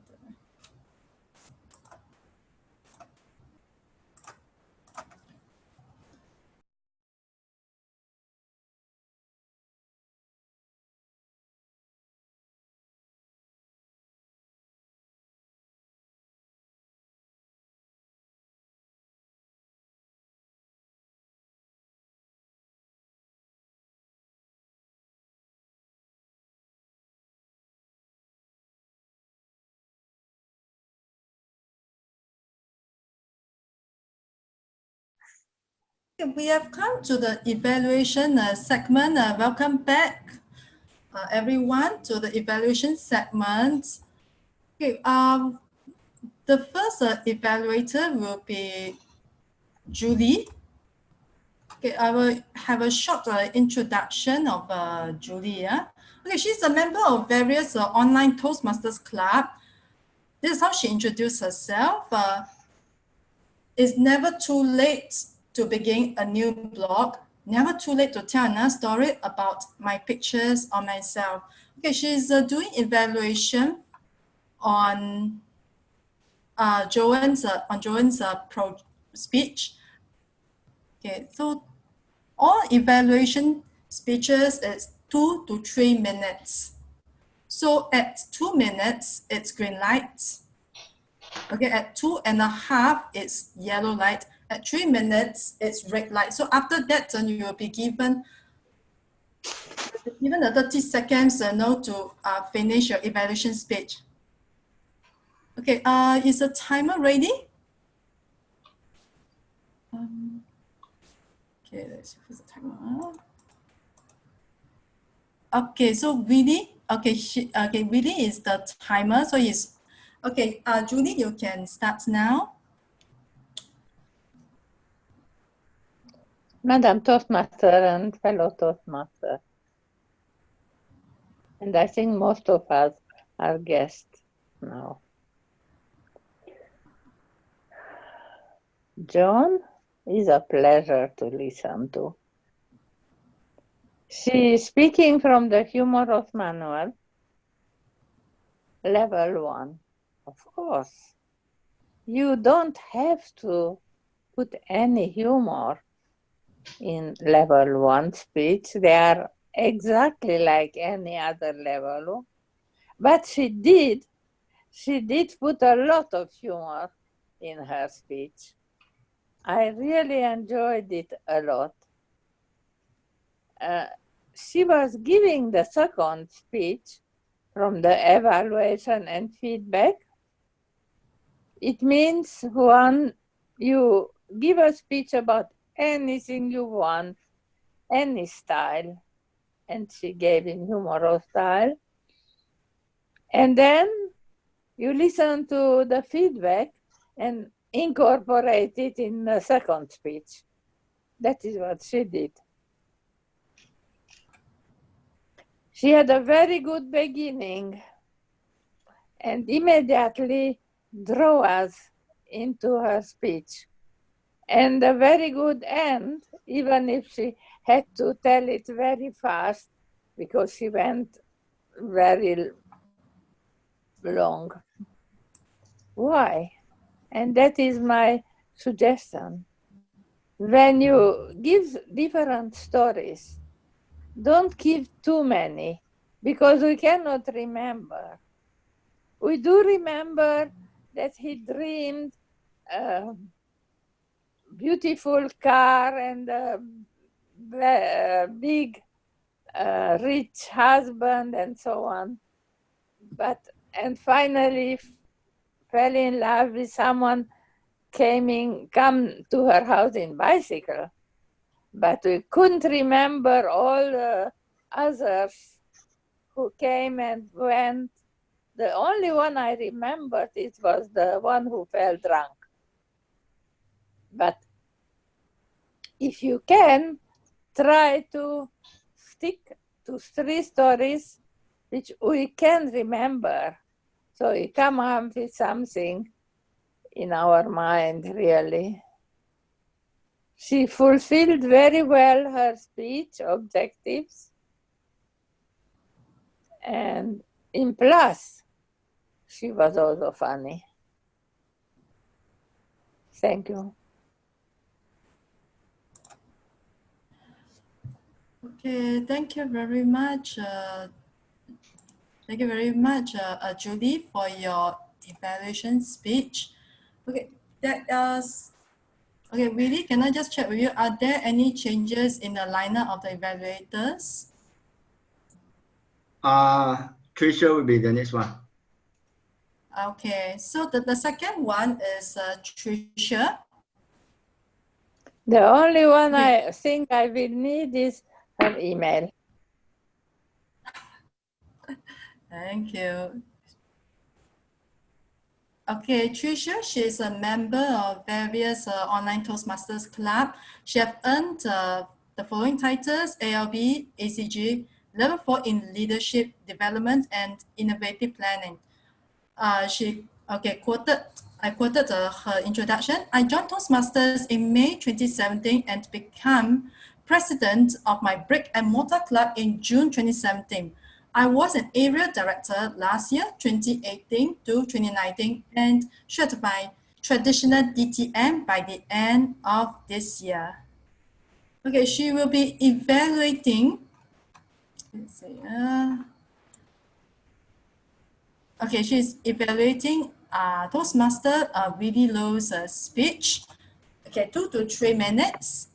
Okay, Tricia, are you online now? Yes. Okay, so are you able, okay, Willie is doing the timer. So you can start now. All right, thank you very much. Fellow Toastmasters, thank you so much, Lily, for inviting me today. This brought me back to when I completed my interpretive reading. I also read this very same poem, The Raven by Edgar Allan Poe, who's one of my favorite poem writers. authors. So I knew right away your first stanza exactly what you were doing. So I commend you very highly. Lily, I thought that you had a very clear voice.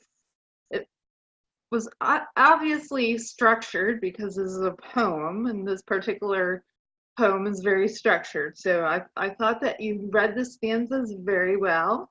I could tell that you had practiced, and you even added some sound effects. So it just brought it even more to life for me. Some things I thought you could do to work on this the next time. Again, this is kind of difficult because this is a reading exercise. You're reading the poem. So I didn't get the eye contact as much, but it seems like you were looking off to different sides. I'm not sure where your written material was, but we always like to try and see some eye contact. You might have put up your reading material right in front of the camera, so it appeared that you were not reading. The other thing that I noticed that you might want to look at the recording is you tend to be rocking. You're rocking back and forth. I don't know if it's a nervous habit or just something that you tend to do. I just wanted to make you aware of it, that I noticed you were doing a lot of rocking, and it didn't appear to be part of your presentation for myself. But overall, I enjoyed it very much because this is a poem from one of my favorite authors. Probably didn't hurt, but I thought that you did a very good job using this as your interpretive reading a poem. I thought it was great. You followed the project and enjoyed it very much. Thank you very much.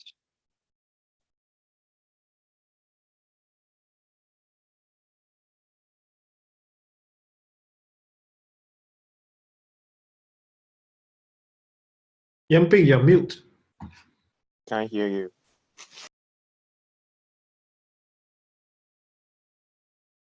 Okay, thank you, Tricia, for your speech. Okay, the third evaluator is, let me see. Okay, the third evaluator is Alicia.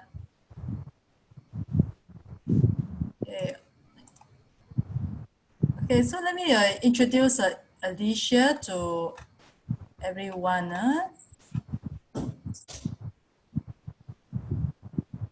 Okay, oops. Okay, never mind.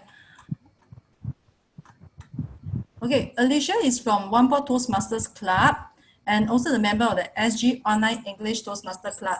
Okay, she introduced herself. I will quote, "I'm a happy-go-lucky person who enjoys life, aims to live in the moment, creates memories, and enjoy the journey more than the destination. My hobbies are playing the saxophone, digital photography, sports, and being a tourist within my own country." Okay, so with that, now over to you, Alicia, for the evaluation. Thank you. Before I start, can I see who is the timer? Okay, really? Okay, can you? Okay, can you scroll? Okay. Yeah. I saw it. Okay. A fabulous evening to club president, to guests, and fellow Toastmasters all over the world. And especially to Angela.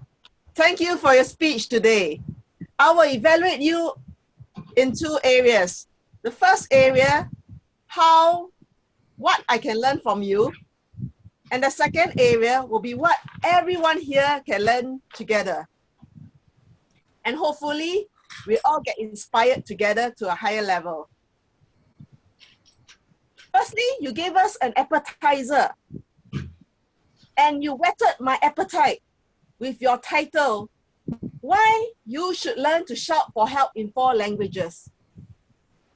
When I'm in need of help, I think I can't even think of 4 languages. That was why I was attracted to your title. Next, you gave us a main course that's very tasty due to wonderful ingredients And what was the ingredient? The most important ingredient was your storytelling. Your 3 stories. Everybody knows facts tell, stories tell, and you did well. Let me clap for you. And after you shared the stories of why we need to shout for help in 4 languages, then you shared with us some recommendations how to pick up the languages. Now let me go to the next area in what everybody can learn together.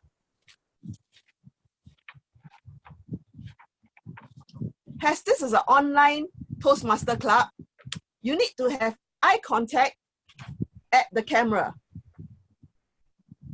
But it's okay because we are all new to this. The reason being you need to focus at the camera is because your audience is at the camera and they're probably all over the world. Because many times I noticed you were looking up. And so when you're looking up, it causes a disruption to the audience attention. So just work on it. And the other more important area is vocal variety. You had 3 good stories, but you need to adjust your pace, volume, pitch, and tone, especially the tone.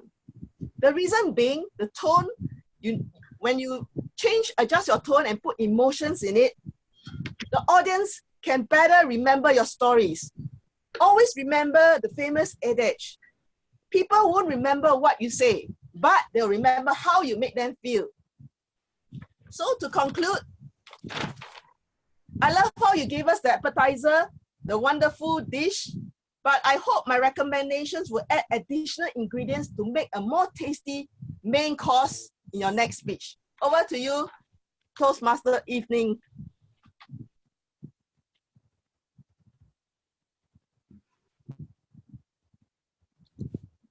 I'm done.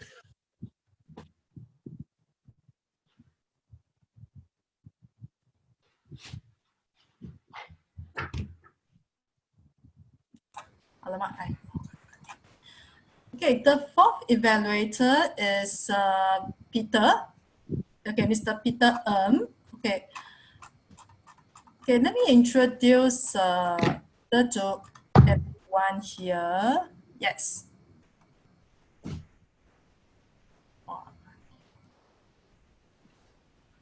Okay, let me see here. Where is the introduction? Sorry, apologies.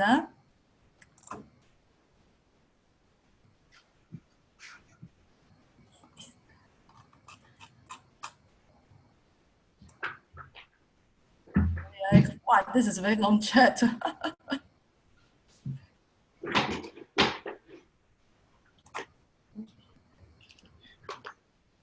It's okay. Your thing's getting late. I managed to see it. I managed to see it. Okay, so let me introduce. Okay, Peter Ng has been a Toastmaster with Toastmasters International District 80 since 2014 and had performed all club officers, including President of Toastmasters Club of Singapore and founding President of PECU, Cantonese Toastmasters Club, Division Director of the year 2016 to 2017 in District 80. His passion is serving the Toastmasters community. Okay, it is reflected in him helping and chartering more than 10 clubs so far. With the green screen on his back, let's welcome Peter Ng. Let's applause. Okay, so 2 to 3 minutes. Okay, Willie is the timer. Can you see Willie? I can see Willie. I think I'm going to evaluate Amos a second time. If I got it correctly, Tricia was evaluating Amos' speech earlier. Carry on, no problem. Carry on. It's okay. All right. Are you ready to go? Okay. Thank you once again, Toastmaster of the evening, Yan Ping. All you said were true. Yeah, because it was my intro written by me. Now, having said that, Amos, it will be very nice if you have given the Toastmaster of the evening a wonderful introduction of yourself. Very important to do that, because while you are introducing yourself, and as you transit into your interpretive reading of your poetry, the tone, the voice, the rhythm remains the same. So that gives a telltale sign of to their audience that it's not much a difference of you trying to express the thoughts and emotion of the poem, which was very well written, The Raven. Now, I did get your emotion, especially now that I have a piece of the script of the Raven poetry to look at. You express yourself well whenever there's an open apostrophe and closed apostrophe in the poetry. It seems like you read very much into the dialogue of the poetry. Whereas the entire portion of the poetry, in fact, it's so well written, as I read it again, it's just full of rhetorical devices which you could have highlighted. What is important is your use of pauses, rhythms, and cadence in order to complete the poetry. And in order to do that, in order to be in the emotion of the poet, it cannot be a sing-song method. So I would say you are actually kind of reading from the screen. Now, how can I tell that? Look at the picture I took of you. Your glasses completely reflects your poetry right on your screen. And that's just, so true, whenever you look at it. To avoid doing that, next time, turn on a light in front of you, okay, to reflect back, so that make sure that the light is in front of you instead of behind you. If the light is behind you, for sure whatever is on your screen will be reflected on your glasses, right? Better still, practice your interpretive reading before your speech, and that will make a better speech. Thank you, that's all. Back to you, Toastmaster Evening. Okay, thank you, Peter, for your evaluation. Okay, the fourth, okay, let me see. Okay, we have the second last evaluator of the night, Henrik. Okay, are you there, Henrik? Okay, let me introduce. Okay, I see you. Okay, let me introduce Henrik.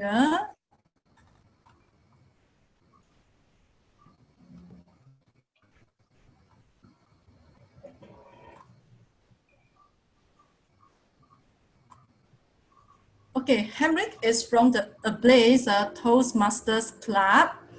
Okay, so over to you, Henrik, for the evaluation.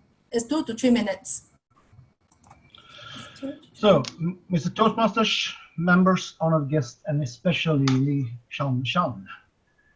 You had a speech with the title, Am I Funny or Not? And that's actually a very good answer, because it was very hard to find if you were funny or not. But I'm trying to analyze a little bit. You start very quickly, you end very quickly. You feel very confident and have a little tricky face when I saw you, and that means that you're very confident. And maybe you like to have some good jokes in the end. I was waiting for some good humorous thing when I was expecting the speech. Good advice is to prepare those little punchlines you should have, so people can think people can react on this podcast, and it can take long time after. I still haven't waiting for anyone yet. But on the other hand, you have a good eye contact, but as Peter just said, your glass is reflected in the camera. I want to see eyes when I'm looking at the speaker, so I can see how much enthusiasm she had.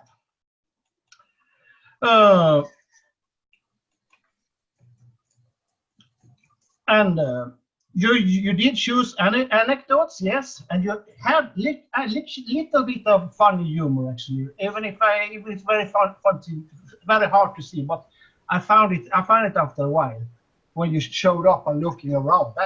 What's the weather over there when someone is very tall? That was a good thing. That I always laughing about. Sometimes you're making too fast, and maybe I didn't understand you a little bit language, or it was too not too loud, not what do you call it? It was very not good sound anyway. But overall, you had a good speech. You held your time, and you make it through. And I hope to be here again. And thank you very much, Mr. Toastmasters members on this. Okay, thank you, Henrik, for your evaluation. We shall have the last evaluator, Aaron, for the evaluation. Okay, Aaron, can you see us? Yes. Yeah, you can start doing the evaluation. 2 to 3 minutes. I was actually waiting for the Toastmaster today to welcome me with a nice introduction, but no worries. It's about always the part. You want me to introduce you? It's a joke. Sorry, It's a joke. So it's always good to start out with a nice opening. Let's give a round of applause to Pallavi for giving us a very touching story. If you do really feel the emotions, give a wave. Let's see all the waves on the screen right now. Now, I see Pallavi as a very, very strong speaker. How would I say so? Because this story is inspired by random scrolls of Facebook, and then this story pops up. It gives us a lot of different insights of what happens in the past in India, and how it reforms from a girl, a mother of orphans, to an inspirational speaker that's inspiring and influencing all around the world. Let's break it down to what she has done well. So for me, I can see that she describes a lot of different things. One, the value. When humanity gives up on her, the main character, the animals didn't. At least that is a nice insight of how we can feel that emotions. Like if you're abandoned by the world, what is that feeling that's still lingering with you? So you give us that feeling, you give us that value, that even if the world gives you up, but don't give up on yourself. That is a very hidden value that you have done so well, covered by different layers. Great job. Now, two, along with the side, you presented with lots of different details of how she can help a crippled old man to train his first. That moment, that visualization is there. So visualization helps us to build that emotions, connections there. So great job for that. Finally, what I think Pallavi did really well is that she gives us 3 short sentences as a summary and bring us to recap the whole flavor of the whole package of the story. So for that, again, give a round of applause again for Pallavi. Now, challenges. We always love challenges in Toastmasters. The first thing that is about challenges, I need to ask my friend Olive to help me do this demonstration. What I see Pallavi did in the whole speech itself is that you notice that she was kind of looking sideways. She doesn't look at the camera at that time. So what does it mean? It means that there might be a script that is just at the side, or some pictures. It might be that situation. So your eye contact was slightly off. Then we can't build that connection with you. The eye contact was slightly off. How do we improve on that? Focus on the items in front of the camera. You see that my eyes is actually looking at the camera right now. So give us that vibe. Now, 2 is about positioning. Online clubs and in-person clubs are quite different. How do we see the difference? By putting away so far and putting closely you can see the difference. So next time, try to adjust a bit more by positioning yourself that you cover at least 60% of that whole screen. Because your facial expressions, when you say the words, actually convey a meaning. That will help you even more in your touching story. Now, the third thing that I would like you to challenge on is that in any touching story, we would like to add vocal variety and also pauses. If we add pauses, we can digest whatever you say. Because your speed is quite fast, and then that will allow us to like, oh, it's become another story. I didn't connect there. So I would highly recommend pause at that right moment. That will be the challenges for you. Thank you, Pavi, for giving us a very great speech. Back to you. Okay, thank you, Aaron, for your evaluation. Okay, by the way, he is area director of D89 and D70, and he comes from Hong Kong. So right now we are going to do the polling. Okay, can everyone see the polling screen? Can everyone? Okay, so I give about 1 to 2 minutes to do it. Yeah.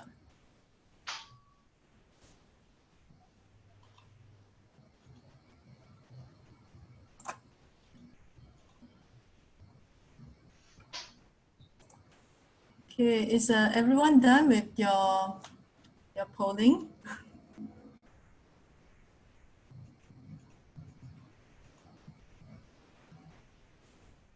Okay, I can see that people, okay, some of you are still doing it. Okay, I'll give you some time.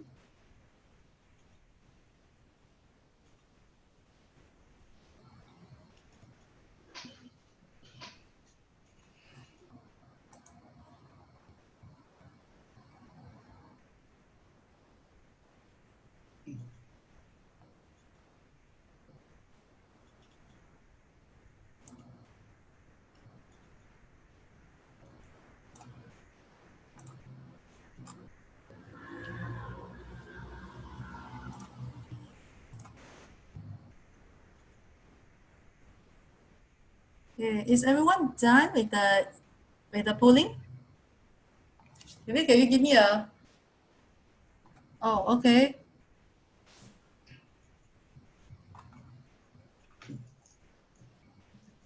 Okay, I see.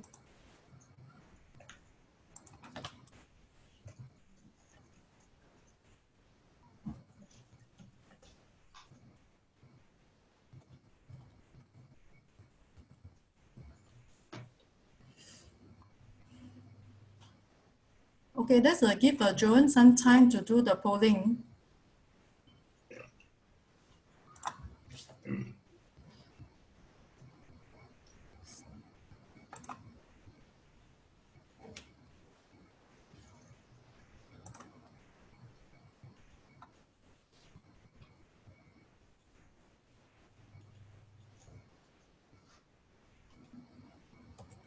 Yes, that's good.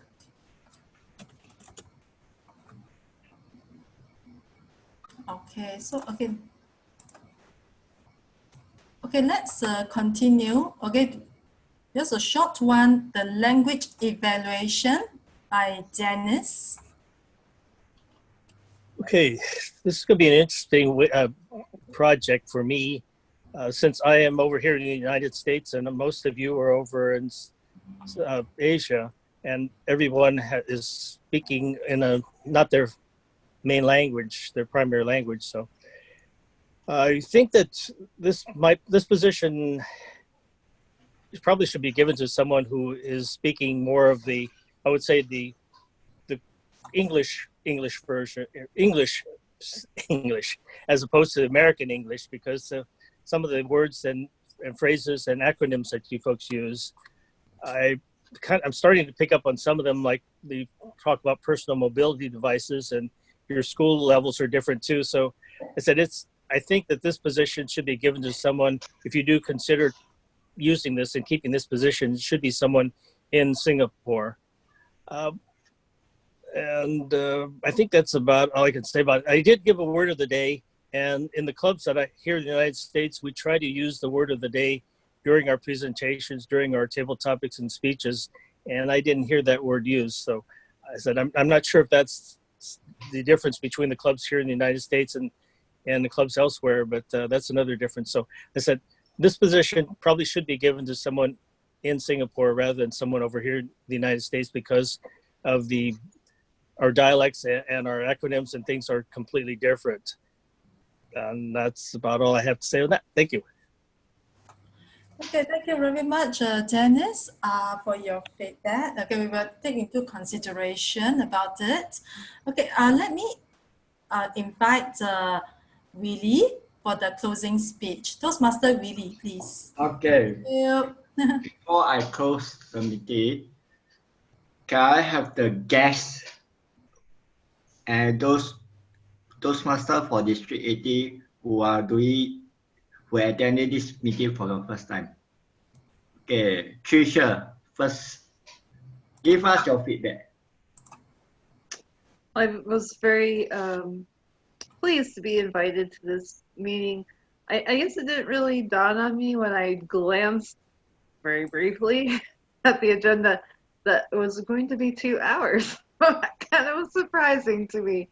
But I actually really enjoyed having table topics for such a long period of time that allowed nearly everyone a chance to speak. So I really, since that's my favorite section of a Toastmasters meeting, I really enjoyed having such a long topics time. But overall, I enjoyed all the speeches. I think that even as English as a second language, I was able to follow everyone's speech fairly well. There might have been a phrase or a word or here or there, but overall, I understood what message they were trying to speak. So I enjoyed it very much. Thank you. Okay. Amos, give us your feedback since this is your first time speaking. I find it quite interesting because it's like the first time I'm doing Toastmasters on a screen. It's something which is unusual for me. So I really have a good experience on speaking to the screen. Yeah, thank you. Who else is first time today? I think Peter, second time. You missed last meeting. What's your feedback this time round? I think when we speak and we see everybody's face, it feels that we are more present, even though Aaron was making funny faces most of the time. But at least we know the audience are paying attention. We have eye contact. It's almost as good as standing on stage. If we have a stage behind us, I'm certain all of us will stand up and speak as per club meeting. And that brings the reality that we are trying to create, even though it's virtual. Okay.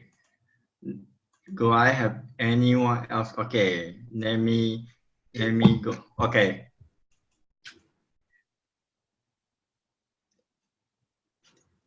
Paravi, give us your feedback since you are your second time online.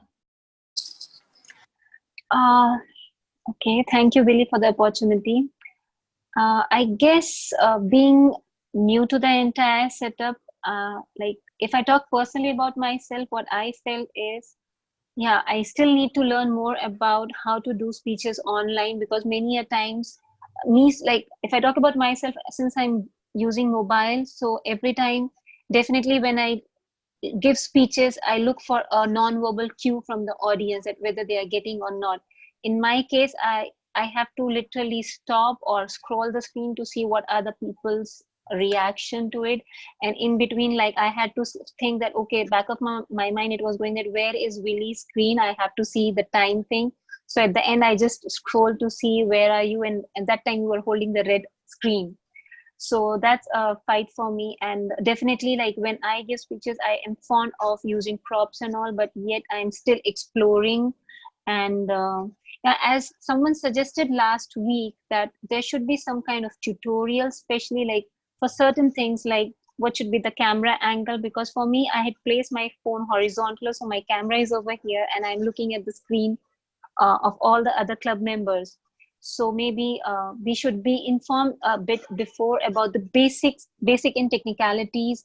Plus, like since last week, I wanted to share props or something, a chart and anything, but what I'm unable to understand is like if I show, would the images would be just reverse or it would be a reflection. So today also I think I contacted you for a tutorial, so which I went through, but probably I think I need more time to prepare for that. So maybe if someone can give a few insight of how to deal with such things, so it would be really helpful. Like suppose if I want to share a PowerPoint, how should I go ahead with it? So maybe a bit of education on that front. Thank you. Okay, later I will highlight something. Yeah, thank you. Let me try to get Angela. You are your second time here tonight. Give us your feedback. What I find difficult is you can see me looking in the wrong direction because I'm looking at a laptop right now, and where I've got my finger in the middle is where the camera is. However, I'm looking at my own reflection, which is over on the left hand of the screen, to see what I look like, and now I'm looking to the left. And if I'm looking at somebody else on the screen, I may be looking in a different direction. So as the previous speaker said, we need some instruction about how to deal with it. I also found that I was in the dark until I put a lamp overhead, but then when I put the lamp overhead, the light was shining in my eye, so I had to put on a hat so as not to get the light shining in my eye. Now I'm sitting covered up. So it's all a bit hard to know where to look in order for you to see me while I'm also looking at you and myself on the screen.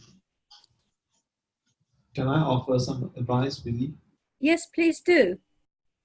Okay, number one, bounce your light. You understand the meaning of bouncing your light, Angela? I do. Put a white umbrella behind me or something. No, shine the light onto the wall in front of you. When the light is bounced off the wall back to you, it will not be blinding to your eyes. Ah. You got it? Yes. You need a demonstration? I'll give you a demonstration. This is called direct lighting.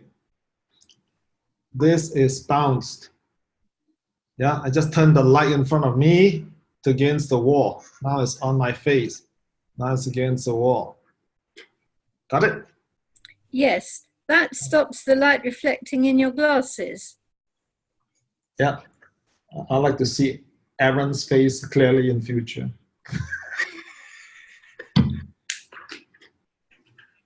Okay, thank you, Angela. Any more to add? Oh, well, I've got lots of language, but I can send that to you separately. Okay. Hello. Okay, Yimpi, it's your second time being a Toastmaster of the evening. What's your view this time? Okay, I mean it took me a while to react, to the changes, in the speaker. So I apologize, if there was some interruptions here and that.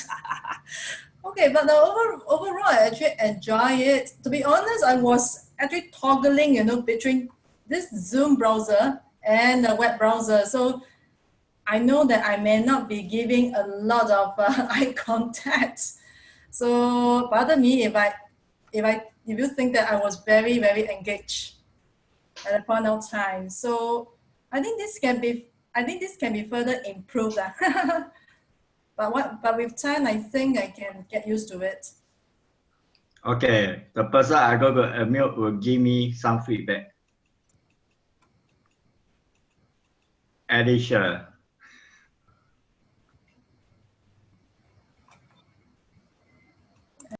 Yes. Can you hear me? Can hear. Okay. I think this is my third session online, And I'm happy to say I'm getting used to this. I could get better.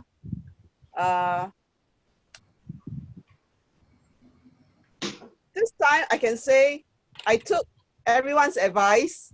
I hope there's no more lagging anymore because I went to apply PBG for more data. But I feel that having it on the phone is a bit small. So I must find some way to do it on my tablet or computer. Unfortunately, I have to do this online Toastmaster in my cramped room because my parents are outside watching TV where there's Wi-Fi outside. But other than that, I think I'm getting a hold of it. Thank you. Okay, Shan, your feedback, your second time. Come on. Wait. Okay. Second time is good. Start getting the hang of it, and hopefully we'll have more chances now. Still getting the hang of how to control the camera, where the volume, the mic, everything. Okay. So I think that's about it. Yeah. So do you like the way Hendrik give you the evaluation? Yep, it's quite interesting. So at least we have different evaluators most of the time, and that gives us a very good way to improve ourselves. Okay, Hendrik, over to you. Well, I'm a little bit surprised of myself because every time I am on Toastmaster, even on this, we can call it a new meeting, I always learn something new, and I'm always happy when I'm leaving a Toastmaster meeting. I have learned something. Now I know because of the timing. You could put in that page you send me about the timer in when we have table topics instead of when we only see the screen of table topics subject. We can put in the timer instead. If I know that before, I should do it. But I'm an old-fashioned man. I try to do it in my old-fashioned way. So, but new things are always welcome, and I learned about that, and it was great to getting along with Stressy from timer to evaluator that I haven't done before. But I see it as a challenge, and I made it actually, and I hope I not get anyone disappointed about it. Thank you very much for a great evening, all. Okay. Can I say one more thing? Yeah, carry on. Okay. Today I like the cultural immersion that we had. I noticed we have some new Toastmasters from USA and another country, right? Which other country was it? Europe. Europe. Oh, that's fantastic. London. Oh, that's fantastic. Good job, really. I like that because of this, we have all these overseas Toastmasters. We learn new styles to improve our listening, speaking, and communication skills. So kudos to you, Willie. Thank you for inviting them. Aaron. Aaron. Over to you. Yeah. Just trying to be a bit funny because thanks to Peter's reminder, I should hide myself in the window right now. So everyone is like, okay, yeah, I should do something funny. I forgot to do this. Usually this is what it's about, customizing your own portfolio online, whereby you can find different softwares that edits your webcam. Even like Peter right now in his background with green screen, you can deal with different landscape and stuff like that to personalize your own character on an online meeting.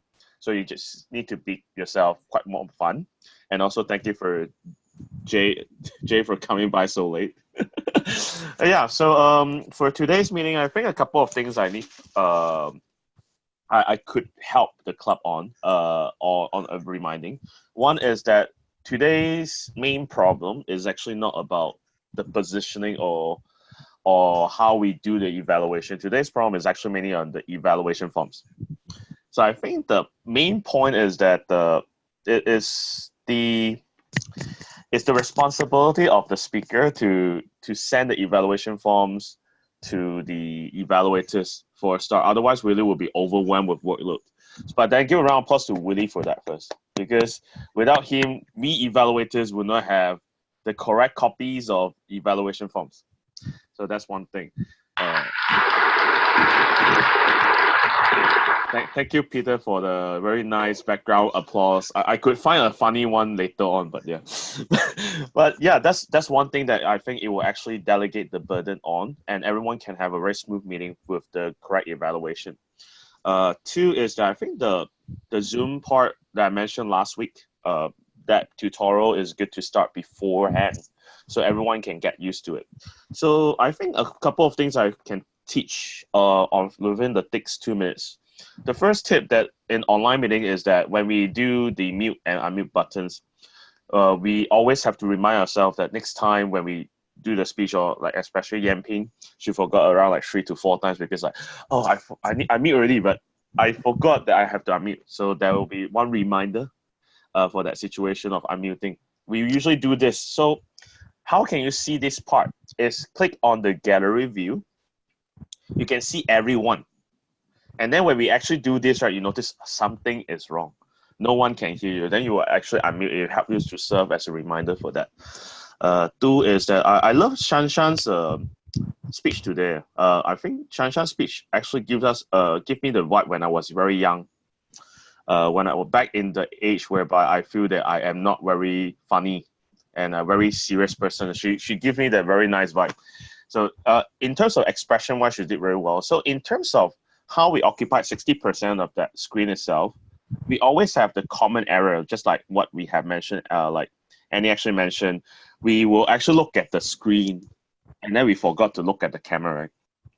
Next time, a warm tip is put a nice tiny character beside your camera so that look here or in online meeting. Then you remind yourself to look at there.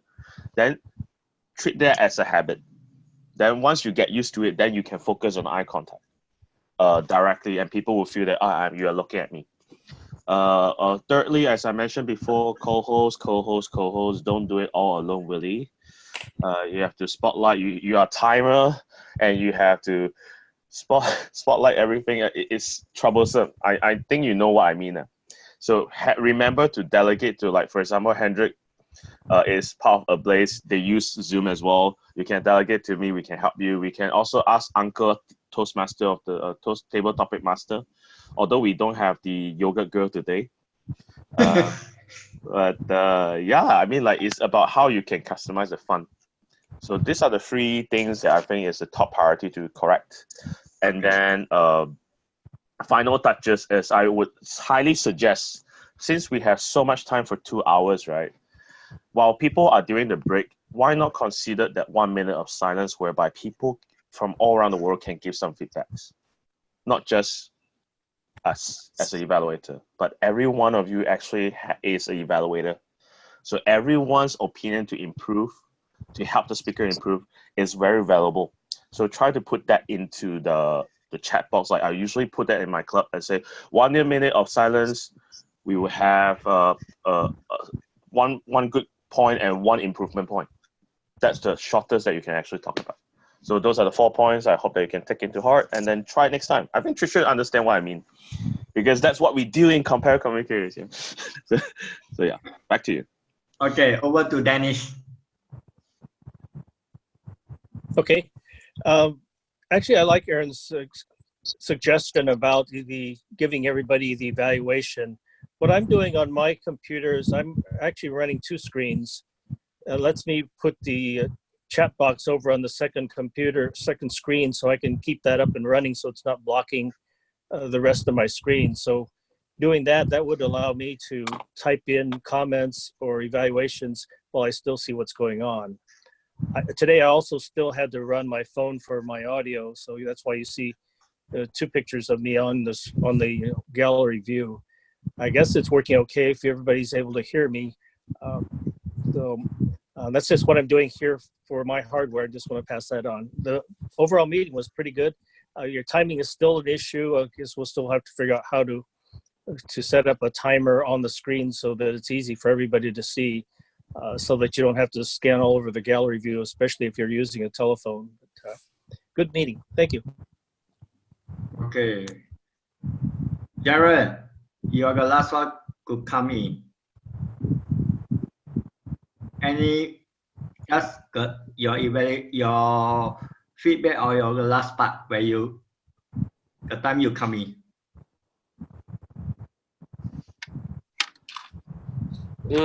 I can't think of anything yet. But based on the feedback, I think timing issue. If we had to do the co-hosting to sort it out, that has to be the way. Yeah, and of course, please have your toys with you to pick up the screens. Yeah. Okay. Really good photo with the toys. With someone's toy that you have. Everybody. Or get a toy or something. Let me try. Let's wait for a while. Okay, everyone. Okay. Okay. Wait. Pallavi not ready yet. Where's the toy? Is it a chicken or is it a turkey or what? I don't know.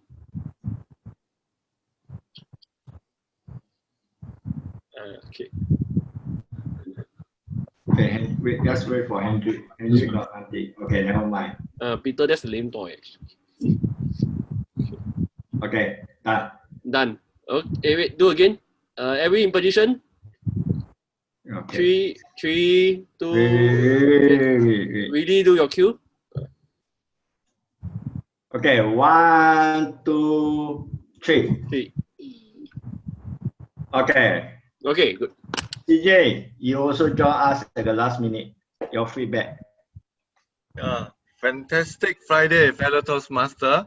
I think we are getting better and better each time. So we learn a lot and keep on improving ourselves. Maybe it's good that we have some documentation of the lessons learned so that we can keep on improving, especially on the lighting and the camera angle.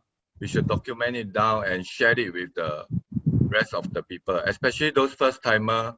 Maybe we can come up with a user guide for them. Yeah, it will be good. Okay, thank you for your feedback. Okay, let me summarize. Okay, every one of us will have 2 connections, one for the laptop and one for the PC. So if you need to share a PowerPoint, you can share. Okay, on the PC version, there's a share button. On the iPad version, there's also a share button if you are using an iPad, okay? Or iPhone, it's best to use iPad. iPhone will be very small, so best to use a PC, okay? Actually, I have, yes, Peter? We are still, having participants from within Toastmasters online group in the meeting. Are we planning to open spectator slots for those who are curious, wanting to participate, but just want to be a bystander for, observer for 1 meeting or 2 meetings? Okay. Let me answer you this thing before I continue. Okay. 5 speakers is allocated for the members, for paid member. 5 are given to District 80 member. Okay. 5 are given to Toastmaster for other online club. Tricia, you want to do a speech? Let me know. Aaron, you want to do a speech? Let me know. Hendrik did his speech last week, so no issue. Continue to do. Dennis, if you want to do a speech, I'm fine with that. Everyone can come in to join, but our meeting is limited to 50 members because each person will have 2 devices logged in. So on the 22nd, no member, that is 2 Friday for now. We'll go Facebook Live. People who need to speak will have to come in the meeting. People who do not need to speak will use the Facebook Live on the page itself. So does that answer your question, Peter?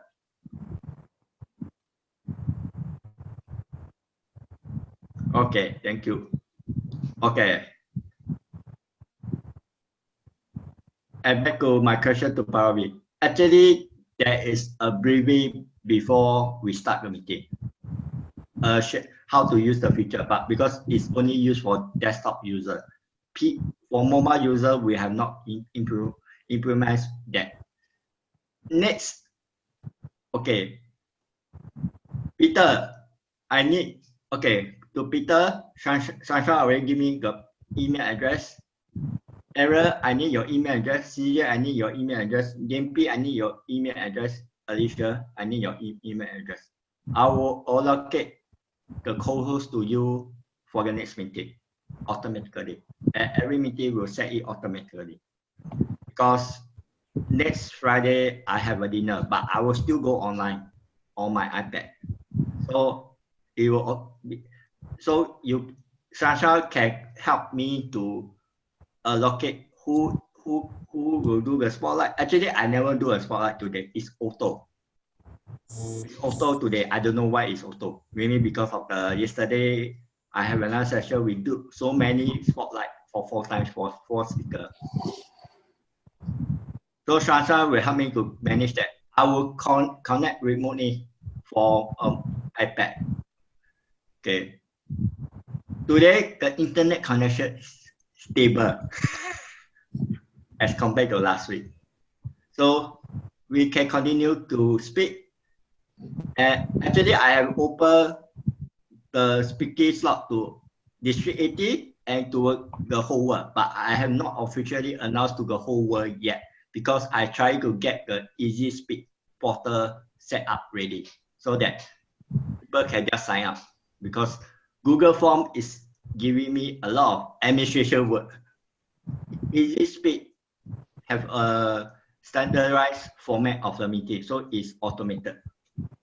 Today, our meeting ends 15 minutes early because our table topic, we had less table topic. Although some of the speakers and the evaluator have left early, but I believe tonight we really have a good time. So, who want to be table topic master next week? Or TME online?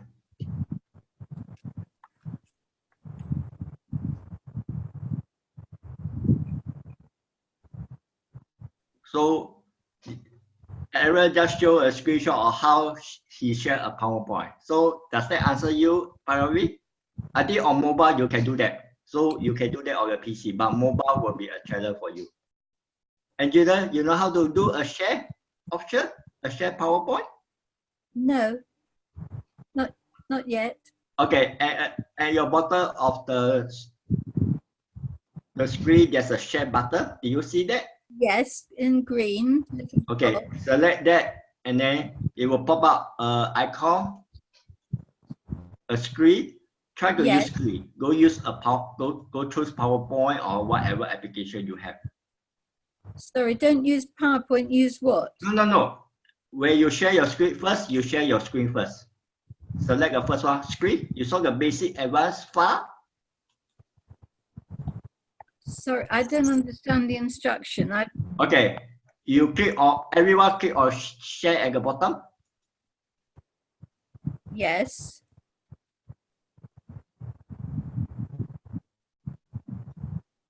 Okay, then what do you see? What do you see? I see all my different open items, so I'd have to shut everything except the one I want to show. No. You can share your screen first, then followed by any application you want to show.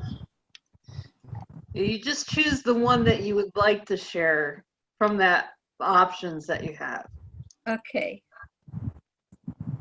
Now I'm getting a box saying this will stop other screen sharing. Okay, I stop it. So Angela, try to share something first. We just, everyone have a chance to learn to share now. Okay, I got mine up. Okay, careful. You want this training to be recorded? Yes. You sure or not? Okay. Okay, I start. I will summarize. Okay. Guess. Can I show of hands who know who's the best speaker and best evaluator?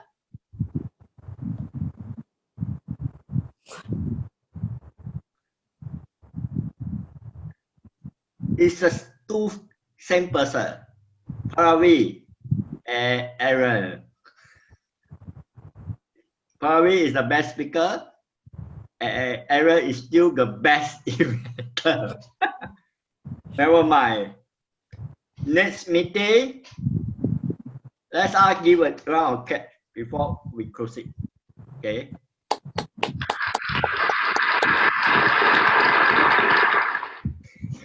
Tonight, although we still continue to make technical issues, but we have improved around since the first meeting that we have. Since we have Aaron as the card advisor, and we have the 4 to 5 event Toastmasters for US, Sweden, Europe, and US and Hong Kong. So it's really, we make a difference to Toastmasters around the world, be it in TAC or the rest of the world. Well, I know if we are next meeting, we'll try to have a tutorial at the end of the session, a technical so that people can get to use to understand more. Next meeting, Shansha will host the will start to host the meeting. Whether as TME, I mean she is given the full rights to manage the program. But I will assist her in the background. Means once everything is sorted out before Friday, by Wednesday, she'll be able to take over for me because Sunshine is already a accomplished Toastmaster, a club president at BPE before, not a current club president. She's able to help me. And CJ, can you be the table topic master next week? Okay, but the timing, I worry about the timing. Yeah. Then who else is going to be the table topic master? Dennis, would you like to be a table topic master? I'm not sure I can be online next week. Hendrik have volunteered for it. Hendrik, how about you? Table topic master? Yeah, well, I'm not sure I can be there either. I haven't decided it. Something is. I have to wait. Thank you very much. Let Shansha know about it.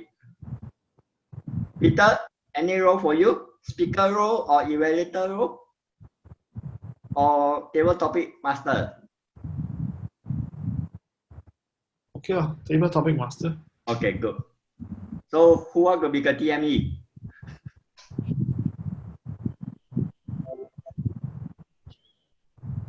So I need a TME, or Shanshan can be TME.